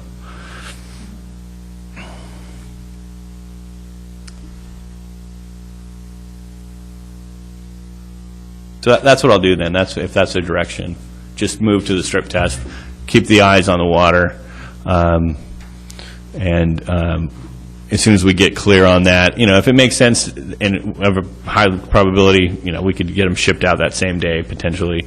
The other thing is actually, we're only going to be sending one sample up there, 2-3 samples maybe. We're not going to do 11 samples to them. We're going to send the worst ones. That's why we always focus on, use our skill set of, where we see the worst bloom. That's where we're monitoring, more intensely anyhow. And so, if it clears, there's the turnaround time is going to be a few days anyhow. It's not going to be immediate. The other component is we have to prove that the cell counts are down too, so we have a waiting period on that too. We ship them out in a couple of days and then find out in 2 or 3 more days later what the cell counts are. And those also have to be below the 100,000 or 40,000 cells per mil thresholds the state has. So, yeah, I anticipate that when it does turn, David, I think you're right. It's getting. Our nights, I don't think we're going to get out of here before the sunset tonight. And it's kind of the first meeting. I don't know, maybe we should just shut up and get going so we can. But the nights are getting longer, and that is a key. Sunlight drives this. Okay. North American Lake Management Society meeting, NALMS meeting. I think you actually forgot to put something in the packet. You've got an H item for the aquatic plant survey, but you don't have any supporting data in the staff report? So you do. That's a very good call. Thank you. I can report to you that Joe Eilers did do his surveying. He came down when Deputy Director Kurt Melcher was in town. We were able to coordinate jointly for that event. I got to spend the first day out there on the lake with him. It was quite informative for me as far as the technology that he uses and that we may acquire. I was at first not really impressed with the system because there seemed to be some glitches in it. I think I didn't get out on the boat with him the second day, but he said that it was just some settings that he had inadvertently done on the display. He just had to correct for that. And as far as the data collection, it was sound, is my understanding. So what happens is you collect data, you're paying a entity to then transform the data, and then you get kicked out some information. We could then, I think what we talked about last meeting or a couple of meetings ago, and certainly last year, is we could do that in-house eventually. His price was certainly affordable. It wouldn't stay so. He said that he probably underbid that. He kind of asked that we don't share how much we paid for that because he kind of feels like it was more work than the cost that he gave charges for. So that may be cause to bringing this in-house like we kind of thought we might discuss in the future. The results that came back from that survey is that overall, the lake is very much devoid of vegetation at this point. Not much change from last year. I think the highest densities that he got in areas of, where there was vegetation was about 12.3% or something, 12 something. I remember a percentage in the last email I read yesterday. But overall, like 0.3% for the lake. So as far as vegetation management needs and monitoring the resurgent vegetation, that did not take place over the summer. would not come screaming back. Those last aging grass carp that we were alluding to before are still doing the same job they did last summer. That will change eventually. I mean, that's why, we're obviously looking for the grass carp. But I think it was 0.3% is the number that I recall from his email for the whole lake. So it's a very scant amount of aquatic vegetation out there. Scant is the understatement. All right, thank you, Paul. Thank you, and I apologize for not excluding that. Yeah, good catch, David, thank you. Yeah, thank you, David. All right, North American Lake Management Society meeting. Okay, so this is an annual conference, as you're aware of, that is put on, that you're a member of this North American Lake Management Society. It's going to be in San Diego this fall. It's I provided a list of all of the talks. I think last year you asked me to kind of just lay these out as to what talks would be of interest for the district. So my attempt was to do that by bolding these by title. Last year I pointed out who the speakers were too. I didn't bring that level of detail into this on this. It's another component that, I mean, it's another huge component of this conference. These are the professionals that you get to go and listen to, have coffee with. One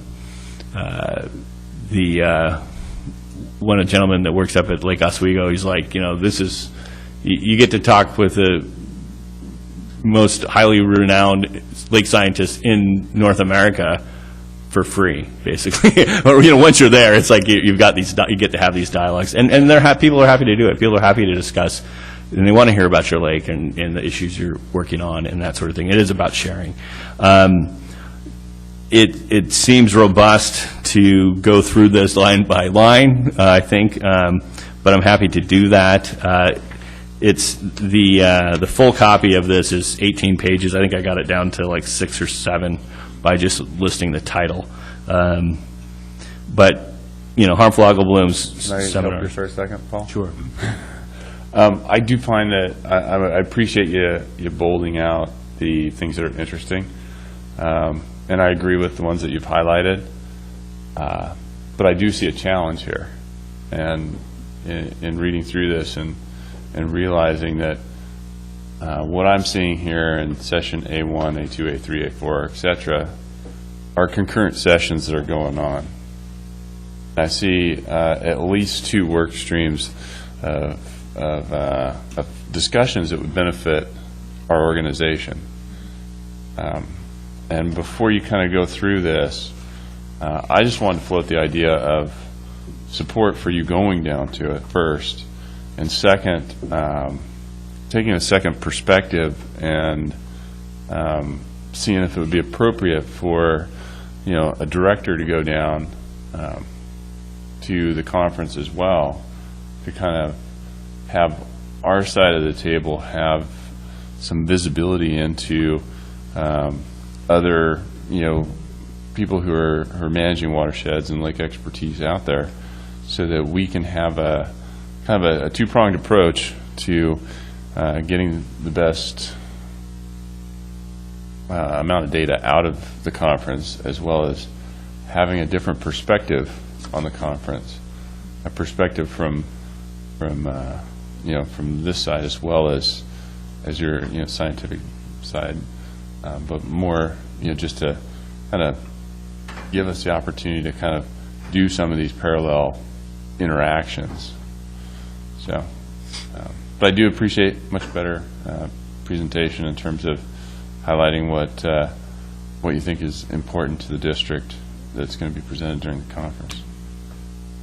Well, are these not online? I mean, it's just what you can listen to there, and there's no opportunity online or any. They haven't made those, to my knowledge, no. Of you can probably get lists and then call.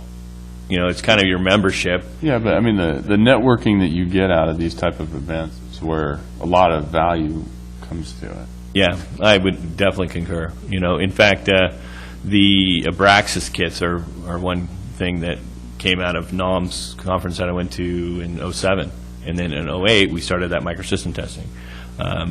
Those are products that you can research online, maybe come to some conclusions, but if you're at an event and you're kind of witnessing the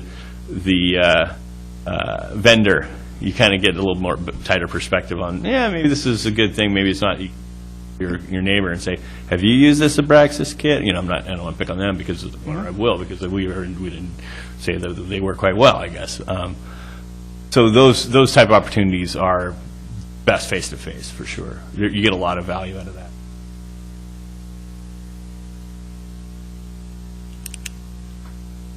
How about handout information? Can you pick up any from, obviously, you can't be in 4 or 5 places at once. Can you pick up any, booklet handout? I mean, sometimes the people handouts are really good, sometimes Yeah. they're worthless. Yeah, it's not as common to get handouts. Think on slides, like someone's PDF. You could certainly try to contact somebody after an event and talk to them personally about getting, but it's just not as common to go through that much paper, I guess, is what I'm saying. We're not seeing that as commonly done. Occasionally, some people will leave copies of their PDFs or PowerPoint on the back table or something, but it's not as common. There's a ton of information, and I think you're right, David, that there's opportunities to learn in not only having 2 people attending it, but having a different focus of understanding too. I mean, maybe you'd want to sit in on the same talks on occasion, just to have that kind of direct interaction and be like, oh, that's what I got from it. Okay, I see. But then there's a lot of stuff, I think, that looking at these things these more holistic concepts versus kind of way down the line on a PhD kind of, microsystem values where, it's a little too much detail. There's some talks that would, I think, be a bigger benefit to folks like yourselves that are looking at this more holistically, as like the full watershed approach. In fact, I think it was integrated lake management. I think that might be something that all of you, myself, everyone would benefit from in that respect. So technically, these talks tend to be pretty high, but they'll have maybe a volunteer monitoring kind of approaches, more of the educational connectivity. How do you get your message across? It doesn't always come from a PhD that wins the battle when you're trying to pitch an LID. You know what I mean? It's kind of and there are sessions that'll work that angle. And more and more too, I've noticed. This is like kind of volunteer monitoring, or maybe there's a session, citizen participation in lake management. That's. I mean, I went to one back in the 80s in Vancouver, British Columbia, and it was the talks that I attended were highly technical, really hard for me to follow. I thought it was a PhD talking to a room full of PhDs, and 80% of them will be like that. I just wanted to flip the idea. Yeah, You're a PhD, Brian. of laws. It's a JD. that's news to me. JD, right? I just want to. I don't mean to denigrate the idea of a board member going. I'm I'm not saying I want. telling you what my. I just wanted to flip the idea that a different perspective. I want to go. Different perspective might actually bring a new dynamic and understanding to some decisions and ways we go forward. And Chip wants to go. He's already got his surfboard on top.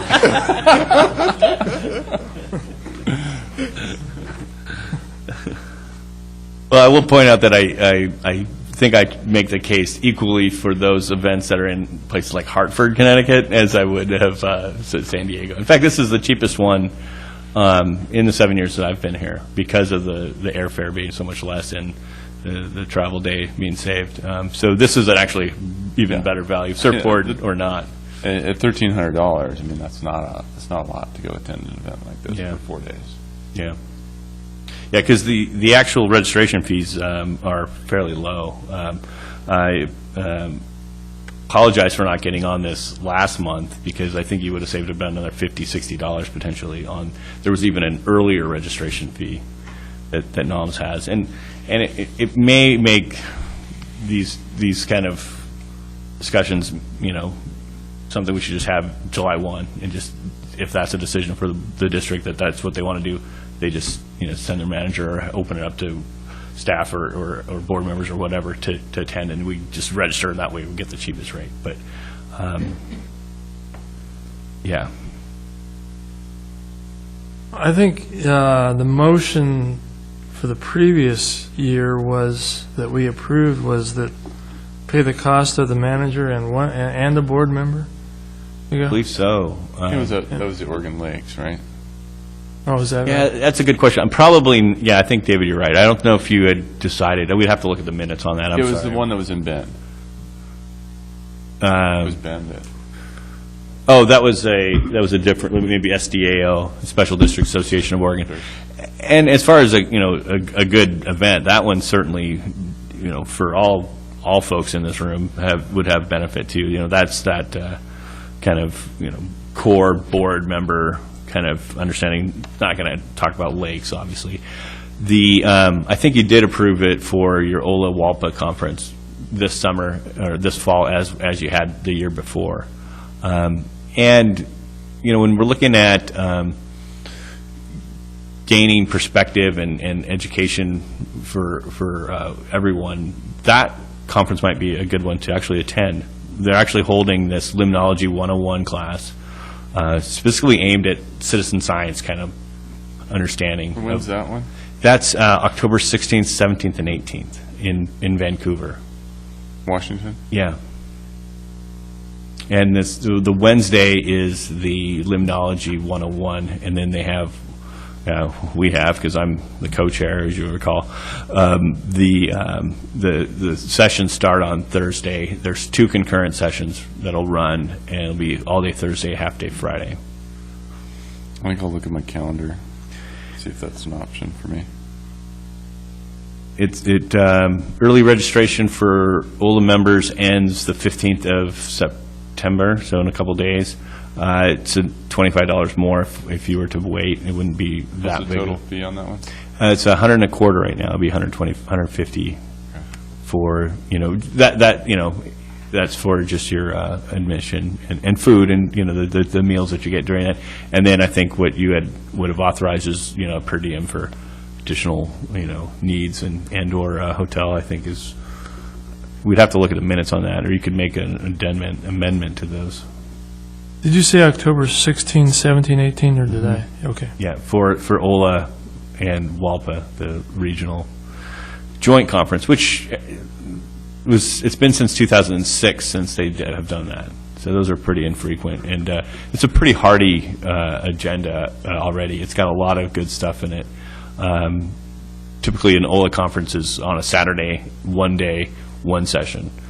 WALPA's 2-3 times the size of OLA easily, and so they run concurrent sessions, and it has the feel of a much bigger conference than an OLA conference for sure. It was pretty deer in headlights in 2006 for me. I was like, wow, it's just busy. OLA conferences tend to be a little bit lower key.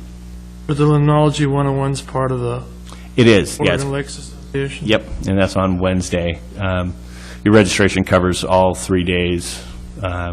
You wouldn't have to attend all 3 days. The registration fee wouldn't change, though.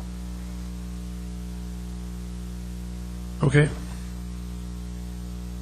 It's at the Hilton up there in Vancouver, downtown.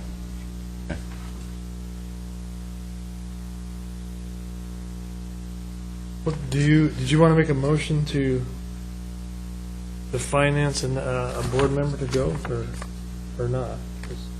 Maybe, Ball's in your court. I could volunteer to go basically as a minder, so I would make sure Paul was attending all of his classes.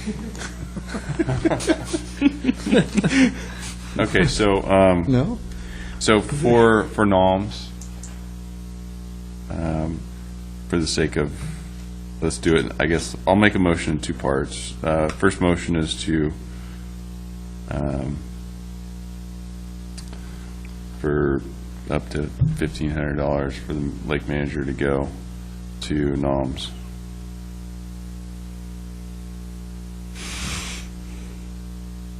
Second. You have a motion, Mr. Chair. Well, let's, is there any further discussion? I honestly thought we already approved this. So, I'm glad you brought that up. Any further discussion about the NOMS conference, the manager attending? All those in favor? Aye. Aye.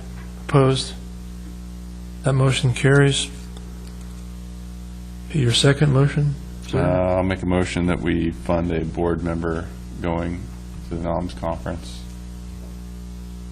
if a board member wants to go for up to $1,500. Second. Discussion?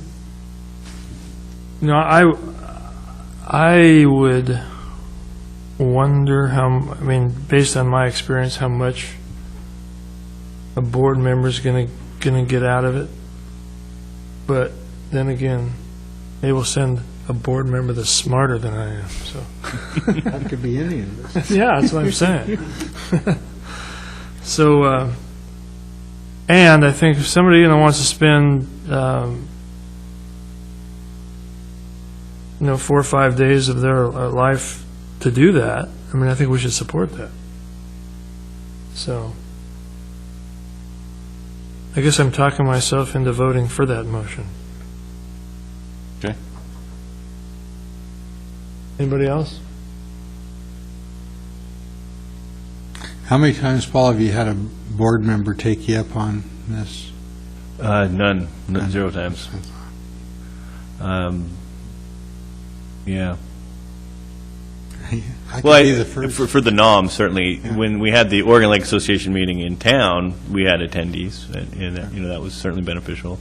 And, but yeah, not the larger national. I think most of us just can't get away. That's the Yeah, it's a big commitment. Yeah.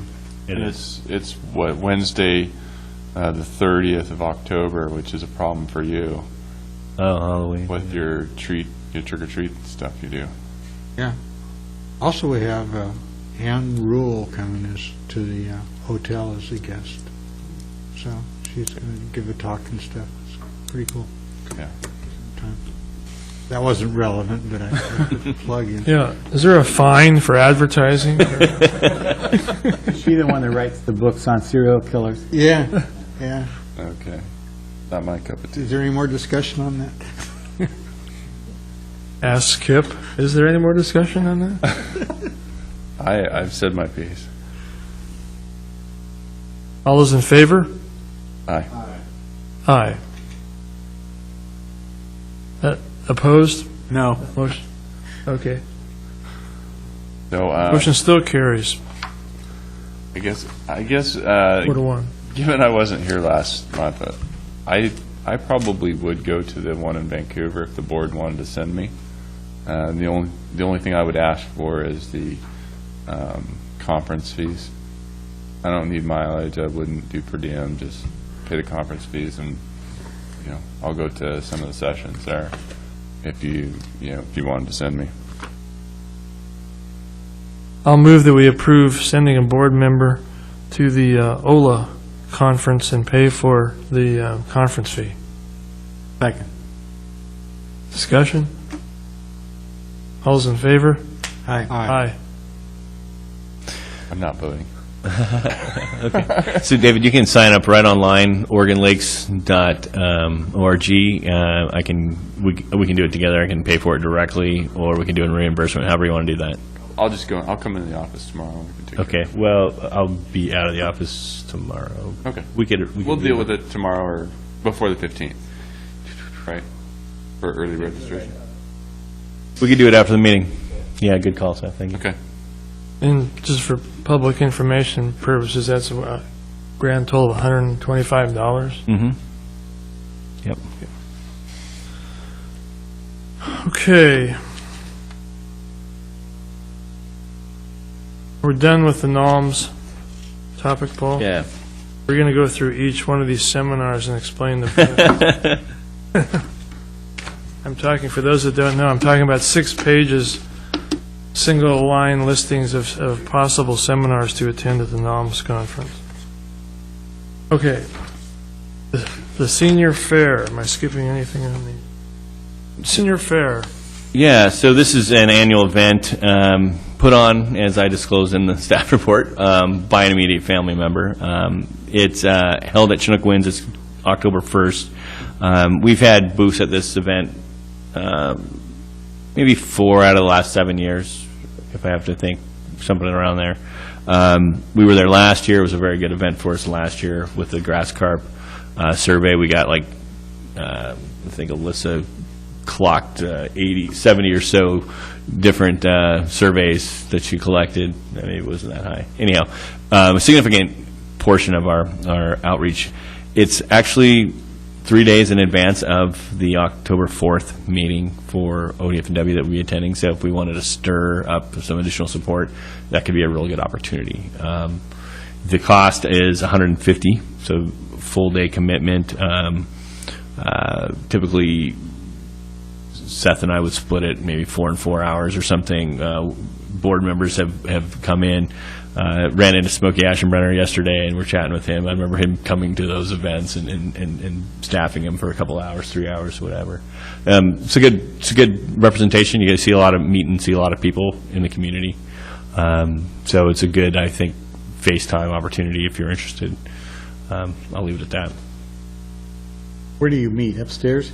Yeah, it's upstairs in the large facility.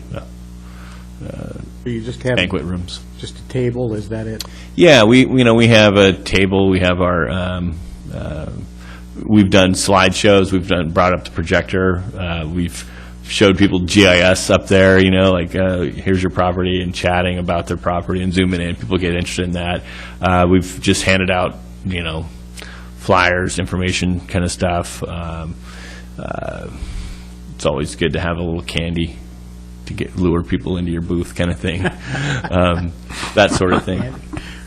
I don't know if candy's allowed, but giveaways or something like that. We'd give away our SOS packets, seed packets, lead-free weights, things like that we'd have on hand, and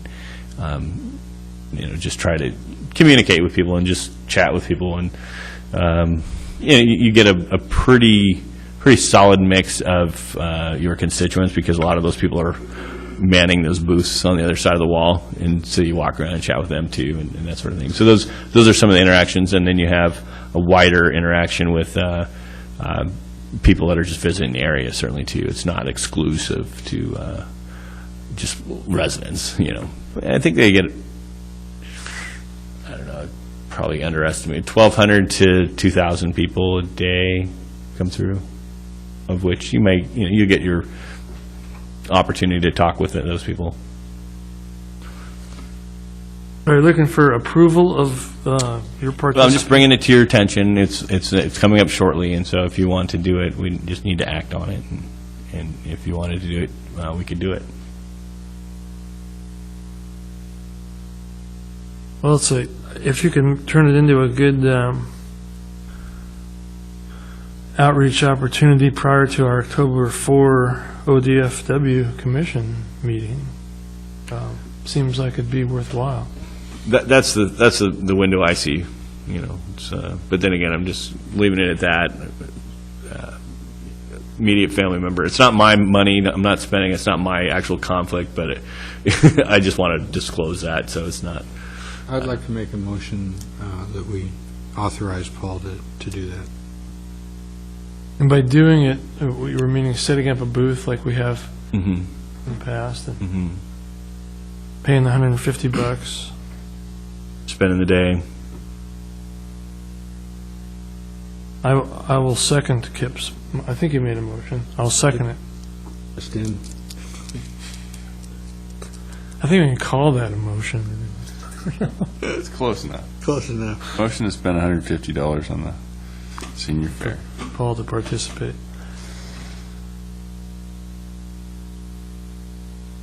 And for that matter, Seth can participate as well, right? For our staff to participate? Okay. Discussion? Talking advertising the district, $50 for 1,000+ people. You know, it's a no-brainer. It's a good dollar spent. Yeah, I'd really like to see, try to work it in some way that's, could be helpful to our grass carp application. Does that mean you're going to volunteer some of your time? Might be. Might do that, October 1. I think I Tuesday. could. Further discussion? All those in favor? Aye. Aye. Opposed? That motion carries. Solve. Seth? I think last year we didn't do a Solve event. This year we, again, are going to do Solve. They do the beach and riverside cleanup Saturday, September 28th. We talked to the Tiger Sharks to see if they would be willing to kind of spearhead this and really just kind of get their group out there. They agreed. So we should be staging at Regatta Park from 10 a.m. to 1 p.m. Saturday, September 28th. And anyone is more than welcome to come join in there. We're still working with the Parks Department to hammer down exactly what the project will be beyond just like a basic kind of cleanup. But one thing is a lot of properties around the lake that are publicly owned. It's not like the ocean, which is these vast beaches. The city does a really good job of maintaining our parks, which is a good thing. But we'll find something for them to do. You know, we could consider bringing the district boat out and fishing for tires. If the water's clear enough. Yeah, I think that's the question, the water clarity. I think if it's clear, I'm for happy sure. to bring my boat out Okay. that day and Thank you for offering that. do that too. Not my nice one. Just as long as Miles isn't our navigator, right? As long as you don't take me down to the river. You're right. It's $430 last time you took me.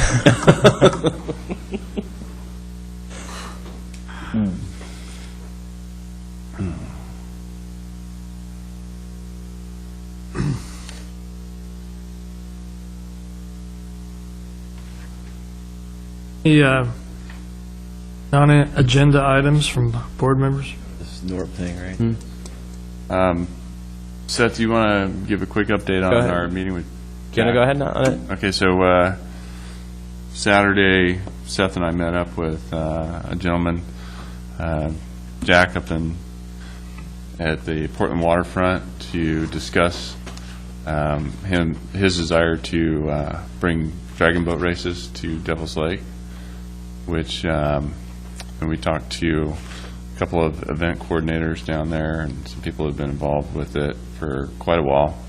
And everybody seems to like the idea of potentially trying to do dragon boats in August down here.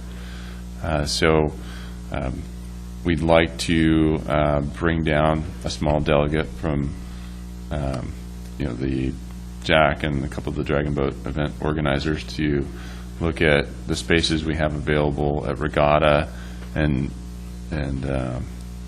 East Devils Lake Road State Park to see if we can put together a venue for an event and try and get it on the docket for next year. So stay tuned. I think it sounded like everybody was interested in it.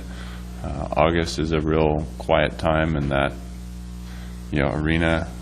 There hasn't been a new race brought into their circuit in a long time, So they feel that, by doing this, it might get maybe 30 or 40 teams to come down and participate, maybe up to, I think they had 70 in Portland over the weekend, but, teams are 20-man teams, plus, kids, wives, et cetera.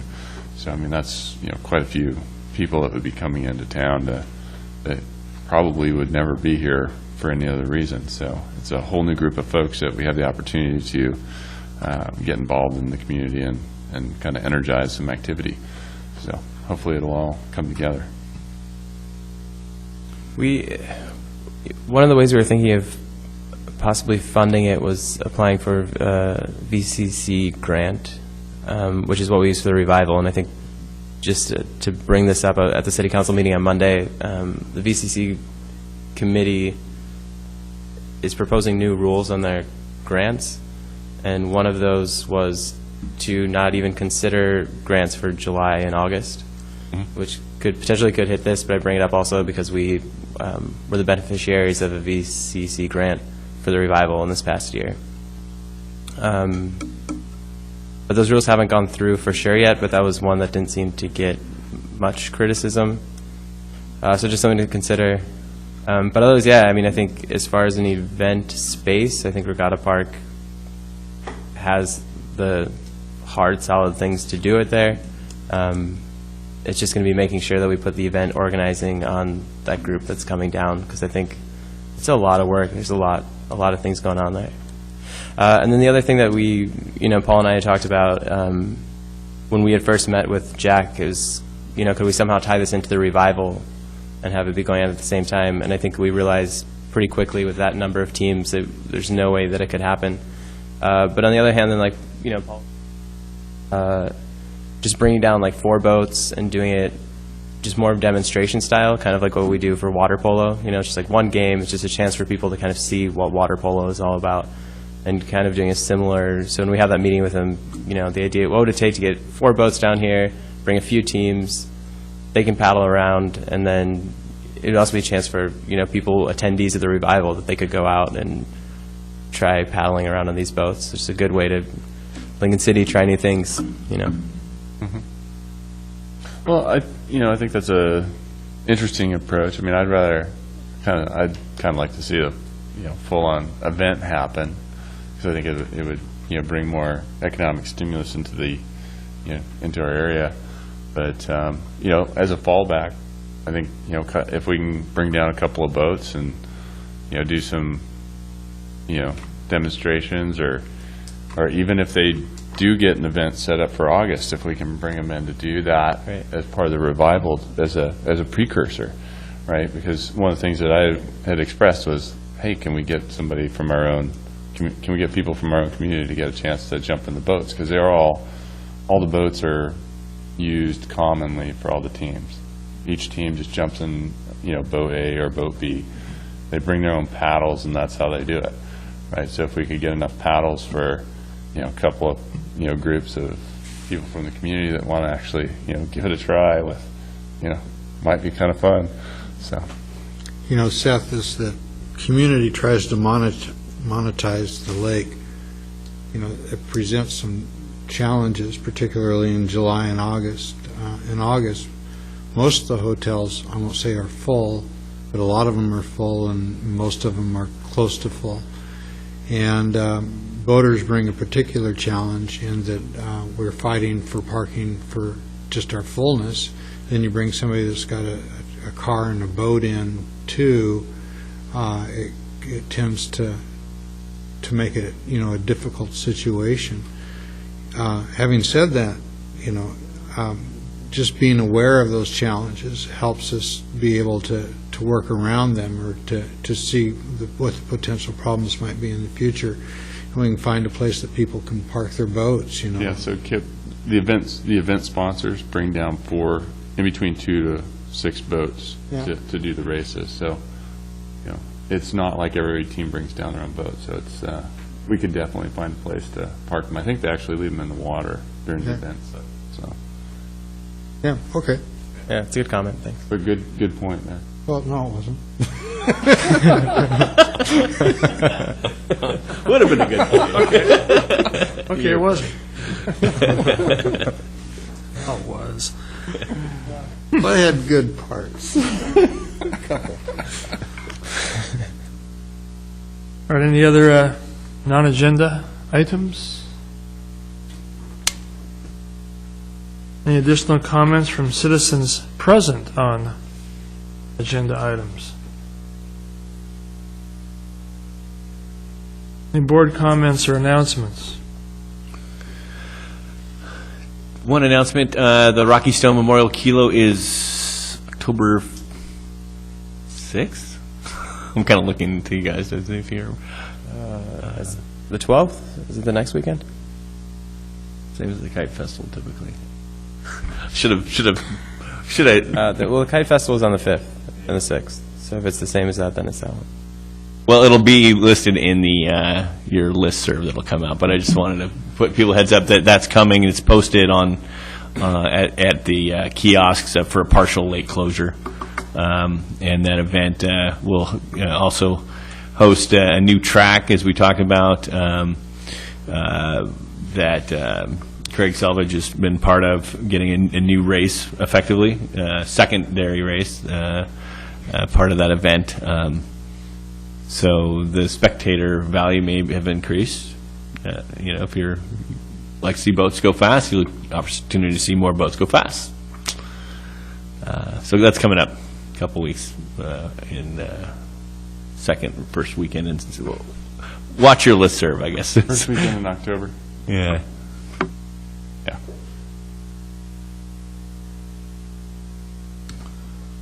Okay. Any other comments, announcements?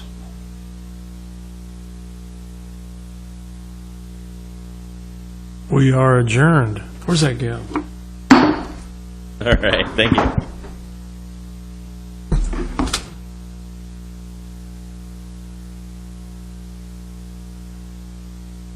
Yeah. Or I can